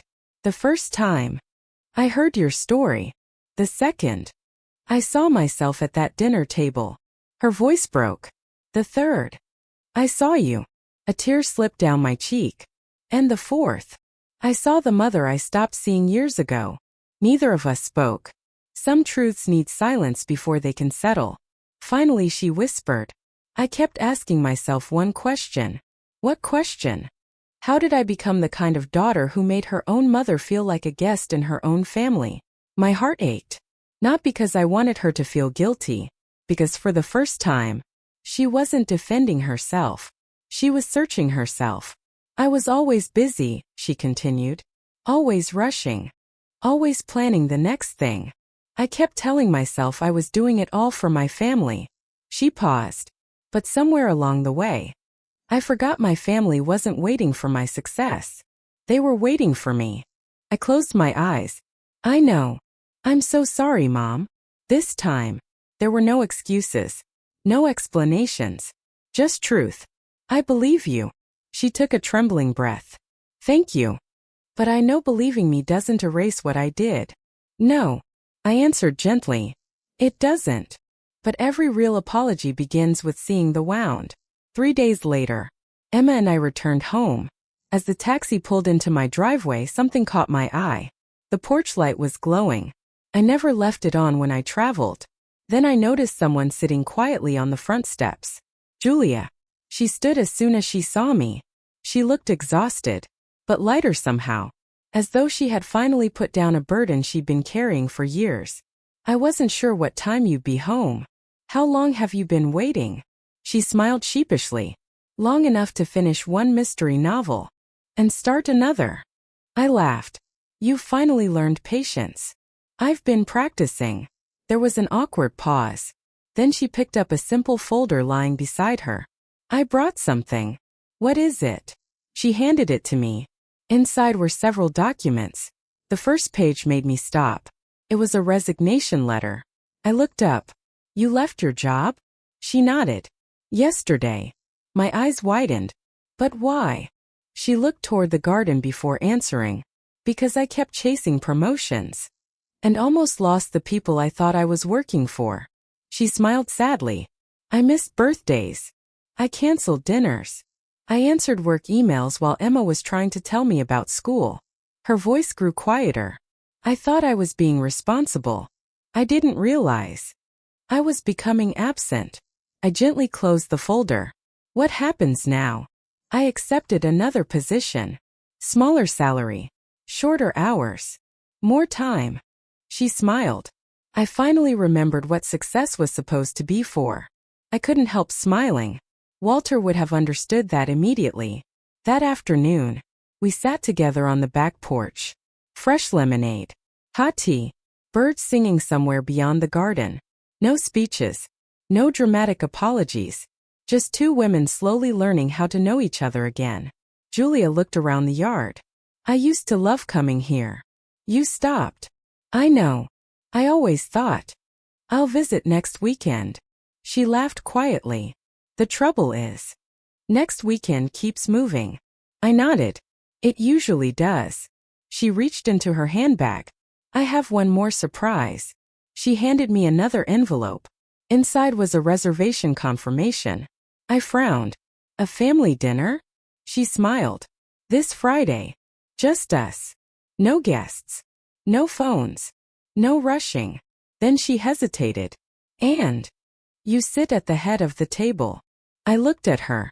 She quickly added, and before you ask. No.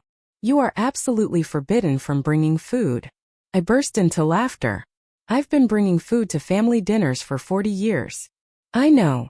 She grinned. This time. You only have one job. What? Show up.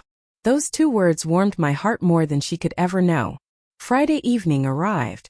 For the first time in 40 years. I walked into a family dinner carrying nothing. No casserole. No pie. No serving bowls balanced carefully in my arms. Only my handbag. And myself. Emma opened the door before I could knock. Grandma. She hugged me tightly. We've been waiting. As I stepped into the dining room, I stopped. The chair at the head of the table had been pulled out. Waiting. A handwritten card rested on the plate. With trembling fingers, I opened it. I read, Welcome home, Mom. My vision blurred. Not because everything had suddenly become perfect. Because something much more important had happened. Respect had returned. Everyone waited until I sat down. No one reached for the food. No one hurried. No one hurried. Julia slowly stood. She lifted her glass. When I was little, I thought my mother made wonderful dinners. She smiled through tears. Now I understand. You weren't just feeding us. You were building a home. The room fell silent. She looked directly at me. I'm sorry it took me so many years to notice. No one rushed to eat. No one filled the silence. Because some moments deserve to be felt before they are spoken away. As I looked around the table, I realized something. This wasn't the same family dinner. It couldn't be. Because this time, no one was invisible. And for the first time in many years, neither was I. The family dinner ended with laughter. Not the polite kind, the real kind. The kind that lingers in a house long after the dishes have been washed. As I stood beside the kitchen counter helping Emma wrap the leftovers, she gently nudged my shoulder. Grandma, I thought you weren't allowed in the kitchen. I smiled innocently. I'm only supervising. She laughed. That's exactly what someone breaking the rules would say. Before I could answer, Julia walked over and gently took the container from my hands. No. She smiled. You've spent enough years taking care of everyone else. Go sit. For a moment, old habits almost won. I almost insisted. Then I remembered the promise I'd written months ago. From today, I will never apologize for taking my own place at the table. So, I sat and quietly watched my family take care of one another. Without reminders. Without being asked. Without me carrying everything. I smiled. Walter would have loved this. The next morning began peacefully. Golden sunlight spilled across my living room floor. Emma's little plant stretched toward the window, just like she had promised it would. I watered it before making breakfast. Fresh fruit, toast, coffee. Nothing special. Just peaceful. When I opened my front door to collect the newspaper, something caught my eye. A cream-colored envelope rested neatly against the welcome mat. No stamp. No return address. Only my name. Mrs. Evelyn Carter. The handwriting was careful. Almost hesitant. I carried it inside. Made another cup of coffee. Then slowly opened it. Inside was a handwritten letter. Dear Mrs. Carter. We've never met. My name is Hannah Brooks. You don't know me. But because of your husband I was given the chance to grow up. I stopped breathing for a moment. Given the chance. I continued reading. My father is Michael Brooks. After he visited you, he finally told me the full story about Walter. I smiled. Then my eyes reached the next paragraph. And the room seemed to fall completely silent. There was one part my father didn't know until after my mother's passing. The money Walter quietly gave our family paid for the emergency surgery that saved my mother's life while she was pregnant with me. My hands began to tremble. I whispered softly, "Oh, Walter." The letter continued. If he hadn't helped us, neither my mother nor I would have survived. A tear slipped onto the page. Walter had carried this story his entire life, without ever telling me. Not once. The next paragraph stole my heart. Today I work as a pediatrician. Every child I've comforted, every frightened parent I've reassured, every tiny life I've helped protect, exists because one man quietly chose kindness over recognition. I could no longer see the page clearly. Through blurred eyes, I unfolded the photograph and closed with the letter. Hannah stood in a children's hospital surrounded by smiling patients.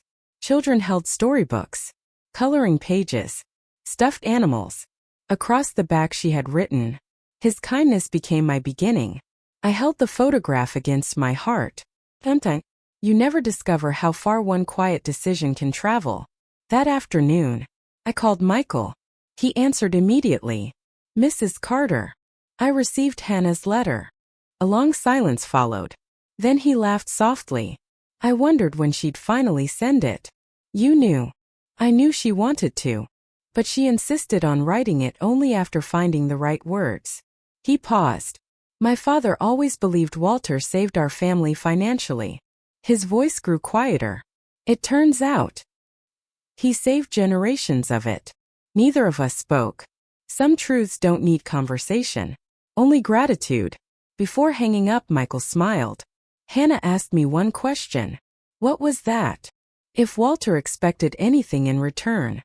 I smiled through fresh tears. He expected nothing. Michael laughed. That's exactly what I told her. A week later, someone knocked gently on my front door. When I opened it, a young woman stood there holding a bouquet of white lilies. She looked nervous, hopeful, almost overwhelmed. Mrs. Carter? Yes. She smiled. I'm Hannah. Before I could say another word, she hugged me. Not because we knew each other, because somehow, our lives had always been connected. When she stepped back, tears filled her eyes. I've wanted to thank someone from your family my entire life. You don't owe us anything. She shook her head. I know. This isn't repayment. It's gratitude. She handed me a small velvet box. Inside rested a delicate silver pendant shaped like a young tree. On the back were engraved the words, "The deepest roots are the ones no one sees." I gently traced the engraving.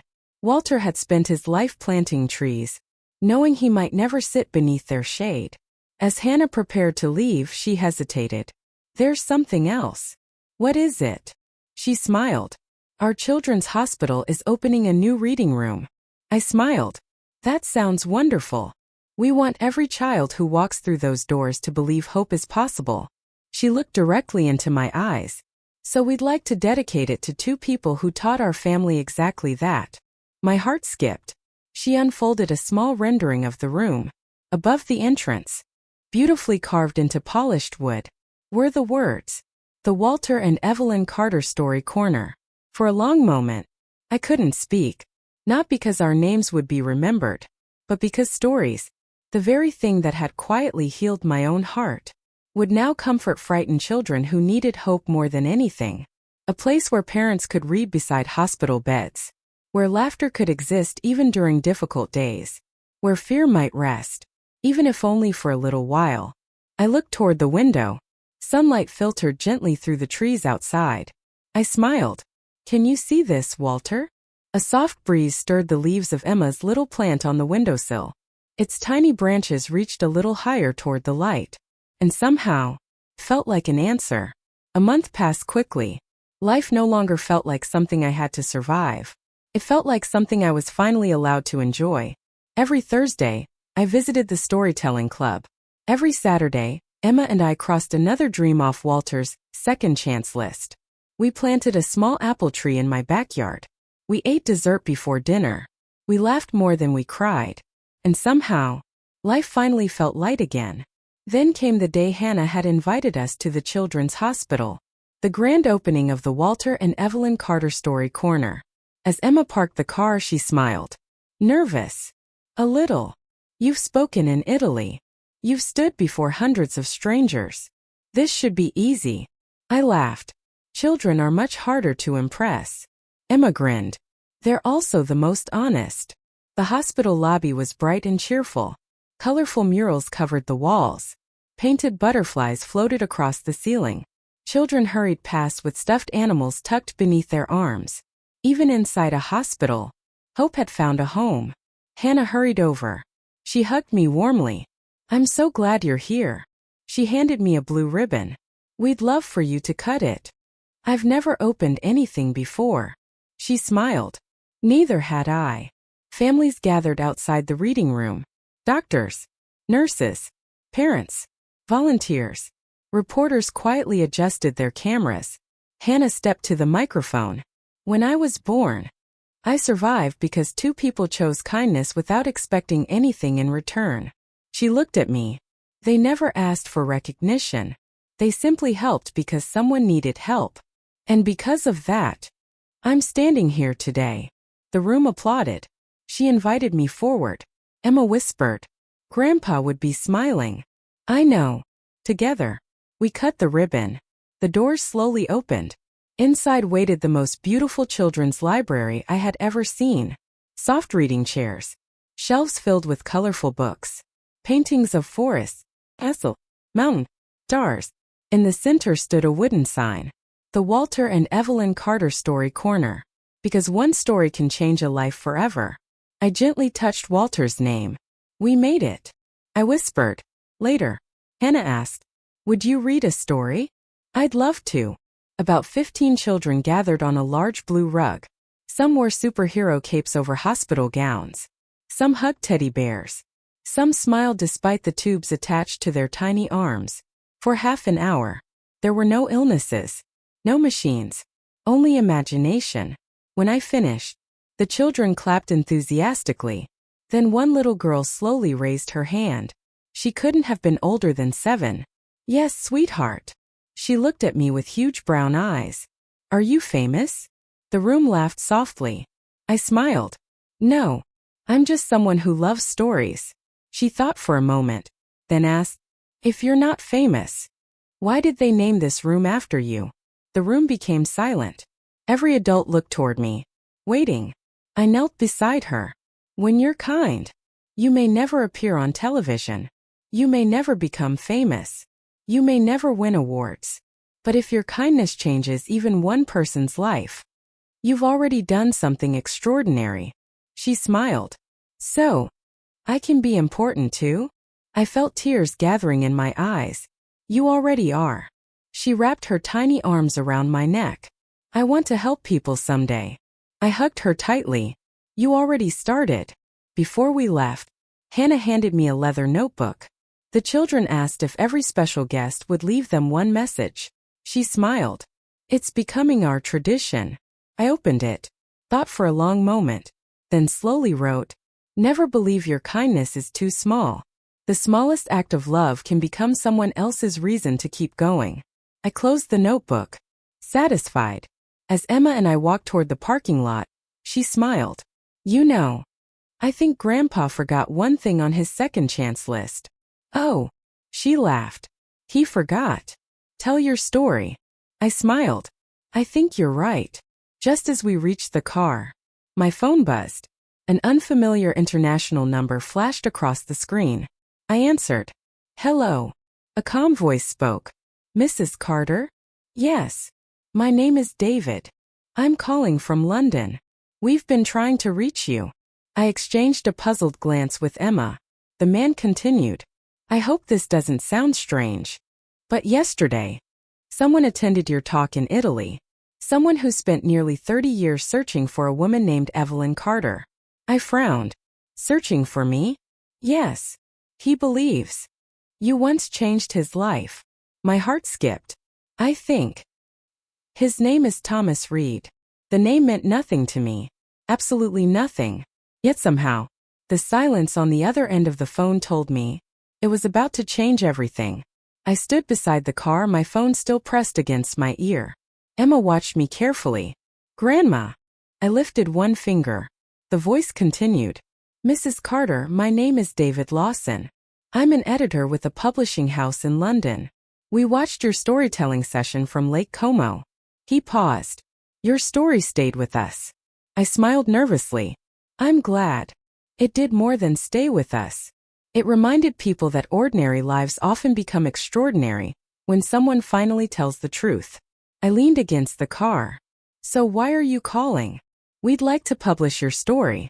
For a long moment, I couldn't answer. My story? Yes. A book. Not because you're famous, but because millions of people quietly live the same life you once lived. After the call ended, Emma squealed. A book.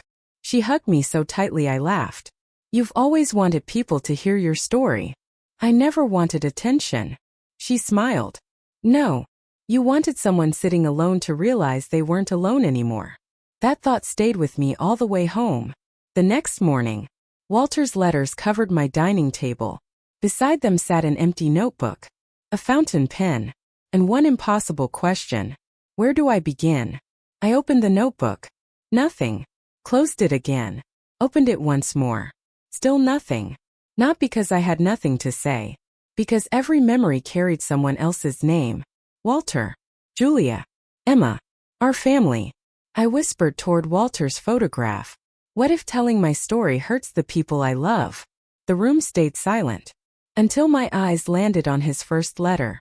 One sentence seemed to shine brighter than the rest. Never mistake silence for kindness. I smiled. He already knew. Sometimes, the truth hurts. But hiding it hurts even more. Picked up my pen. and wrote the first sentence. I used to believe love meant disappearing. Then I kept writing. Weeks passed. Every sunrise became another chapter. Some mornings I laughed. Others I cried so hard I had to stop. Emma became my first reader. She sat across from me every afternoon with a cup of tea. One evening she closed the manuscript. Tears filled her eyes. Grandma. What? I thought this book was about a family. It isn't. No. She smiled. It's about what happens when someone finally decides they're worthy of being loved too. I looked at the pages. She was right. Then came the hardest conversation. I invited Julia over. She sat quietly across the table while I handed her the manuscript. I want you to read this before anyone else. She looked confused. Why? Because parts of it will hurt. She nodded. I understand. For 2 days. I heard nothing. No phone call. No message. No visit. I wondered if I'd made a terrible mistake. Then, on the third evening, someone knocked. Julia stood there holding the manuscript. Her eyes were red. I finished it. I couldn't read her expression. Were you angry? She slowly shook her head. No. I was ashamed. Silence. I finally saw what life looked like through your eyes. She wiped away tears. If telling this story helps another daughter realize what I realized. She placed the manuscript back into my hands. Then please publish it. That blessing meant more than any contract. Months later, David returned from London. He placed a printed copy on my kitchen table. Nearly 400 pages. I stared at the cover. The Seat I Never Took. By Evelyn Carter. I gently touched my name. For so many years, I believed my life wasn't worth writing about. Now, it rested inside a book that might help strangers I would never meet. David smiled. I've edited books for 20 years. But yours made me book a flight to visit my mother. Emma laughed. So it worked. He smiled. I think your story is already doing its job. A few weeks after publication, letters began arriving from everywhere. Canada, Australia, Japan, Brazil, South Africa. Some readers wrote only one sentence. I called my mother today. Others wrote pages. One woman wrote, I finally left a relationship that convinced me I didn't matter. Another said, your story gave me permission to start living again at 73. I carefully placed every letter into Walter's wooden keepsake chest. His letters on one side, mine on the other. Different voices. The same message. Hope travels farther than we ever know. That evening, the doorbell rang. Emma opened the door, then turned toward me with wide eyes. Grandma. There are 3 television vans outside. I frowned. What? She laughed. They're here because every station wants the same interview. I shook my head in disbelief. The woman nobody noticed. Emma smiled. Has finally become impossible to overlook. I looked toward Walter's photograph. You always believed I had a story worth telling. For the first time, I believed it too. I stared at Emma. A television interview? She nodded excitedly. They've been waiting outside for almost 10 minutes. I laughed softly. I spent most of my life trying not to be noticed. And now, I can't seem to hide. Emma smiled. Maybe your story was never supposed to stay hidden. 2 weeks later, I stepped inside a television studio for the first time in my life. Bright lights. Large cameras. People hurried across the floor carrying clipboards and wearing headsets. A young producer clipped a microphone to my jacket. Don't worry, she said kindly. Just pretend you're talking to a friend. I smiled. I've never had a friend with 3 cameras pointed at me. She laughed. I suppose that's true. The host greeted me warmly backstage. Mrs. Carter. It's an honor. The honor belongs to everyone who's been brave enough to choose kindness. He smiled. I think that's exactly why people have fallen in love with your story. Moments later, we walked onto the stage. The audience welcomed me with warm applause. Not overwhelming. Not dramatic. Simply sincere. It made me feel safe. The interview began. The host held up a copy of my book, The Seat I Never Took. It has touched readers all over the world. What do you think people recognize in your story? I thought for a moment. then answered honestly, I don't think people see themselves in my happiest moments. I think they recognize themselves in the moments I felt invisible. The room grew quiet. So many people spend years believing they have to earn love by sacrificing themselves. I know. Because I was one of them. Several audience members nodded. Some quietly wiped away tears. The host leaned forward. You speak about Walter often. What would he think if he could see all of this? I couldn't help smiling. He'd probably spend the first 10 minutes telling embarrassing stories about me. The audience laughed. And then he'd remind everyone that this was never about becoming known. It was about helping one person. And trusting that kindness would keep traveling. For nearly an hour, we talked about growing older, about forgiveness, about family, about learning that caring for yourself isn't selfish. It's necessary. As the interview began to close, the host glanced toward the audience. Mrs. Carter, we've been keeping one small surprise. I looked at him curiously. A surprise. I hope you'll like it. The studio lights dimmed slightly. A spotlight moved slowly across the audience, then stopped. An elderly woman stood. Silver hair. Gentle eyes. For a heartbeat, I couldn't place her. Then she smiled. Evelyn. Everything came rushing back. Claire. The name escaped my lips before I even realized I'd spoken. She walked slowly toward the stage. When she reached me, neither of us spoke. We simply embraced. 30 years disappeared in one hug. When we finally stepped apart, I looked at her. Where did you go? Claire smiled sadly. Life. My husband accepted a teaching position overseas. We thought we'd only be gone for a few years. But then, my children settled there. My husband became ill. And before I knew it, 30 years had passed. She shook her head gently. I kept meaning to write. I kept believing there would be more time. I smiled sadly. Funny how life teaches us that lesson. She nodded. Yes, it certainly does. Claire reached into her handbag. I've carried something for you. She handed me a small leather notebook. The cover was worn smooth with age. I opened it carefully. Every page contained a memory. Each one began with the same sentence. Today Evelyn reminded me. I looked at her in surprise. You wrote all of these? She nodded. Whenever you encouraged me. Whenever you helped me. Whenever you listened. I wrote it down. One page read. Today Evelyn stayed after work just to listen while I cried. Another. Today Evelyn convinced me not to give up teaching. Another. Today Evelyn reminded me that kindness is never wasted. My vision blurred. I never knew. Claire smiled through tears.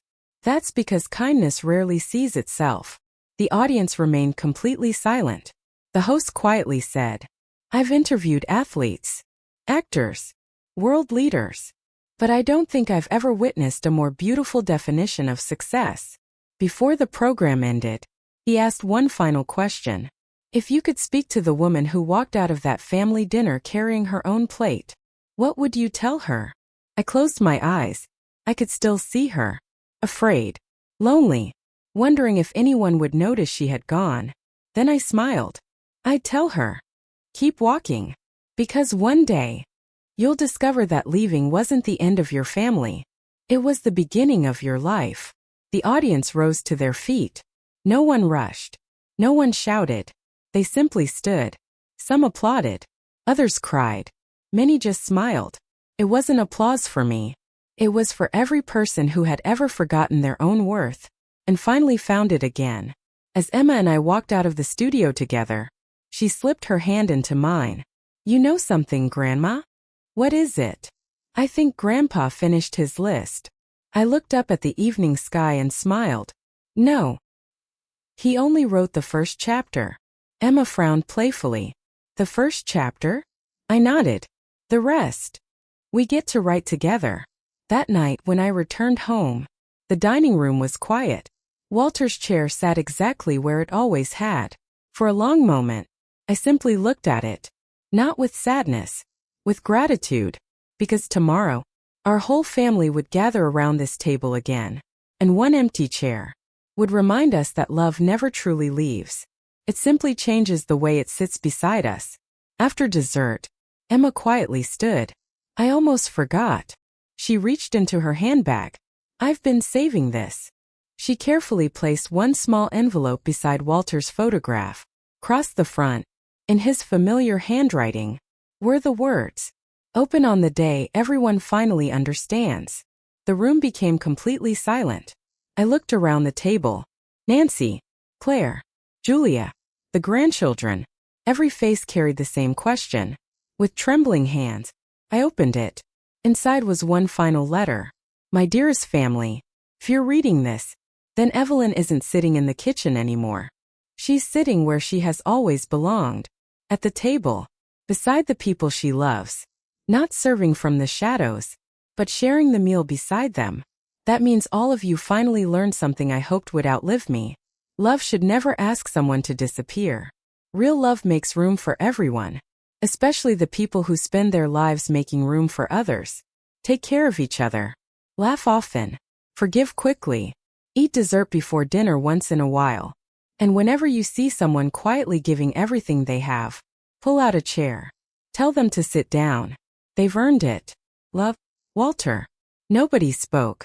Nobody needed to. Emma slowly stood. She pulled out one more chair beside mine.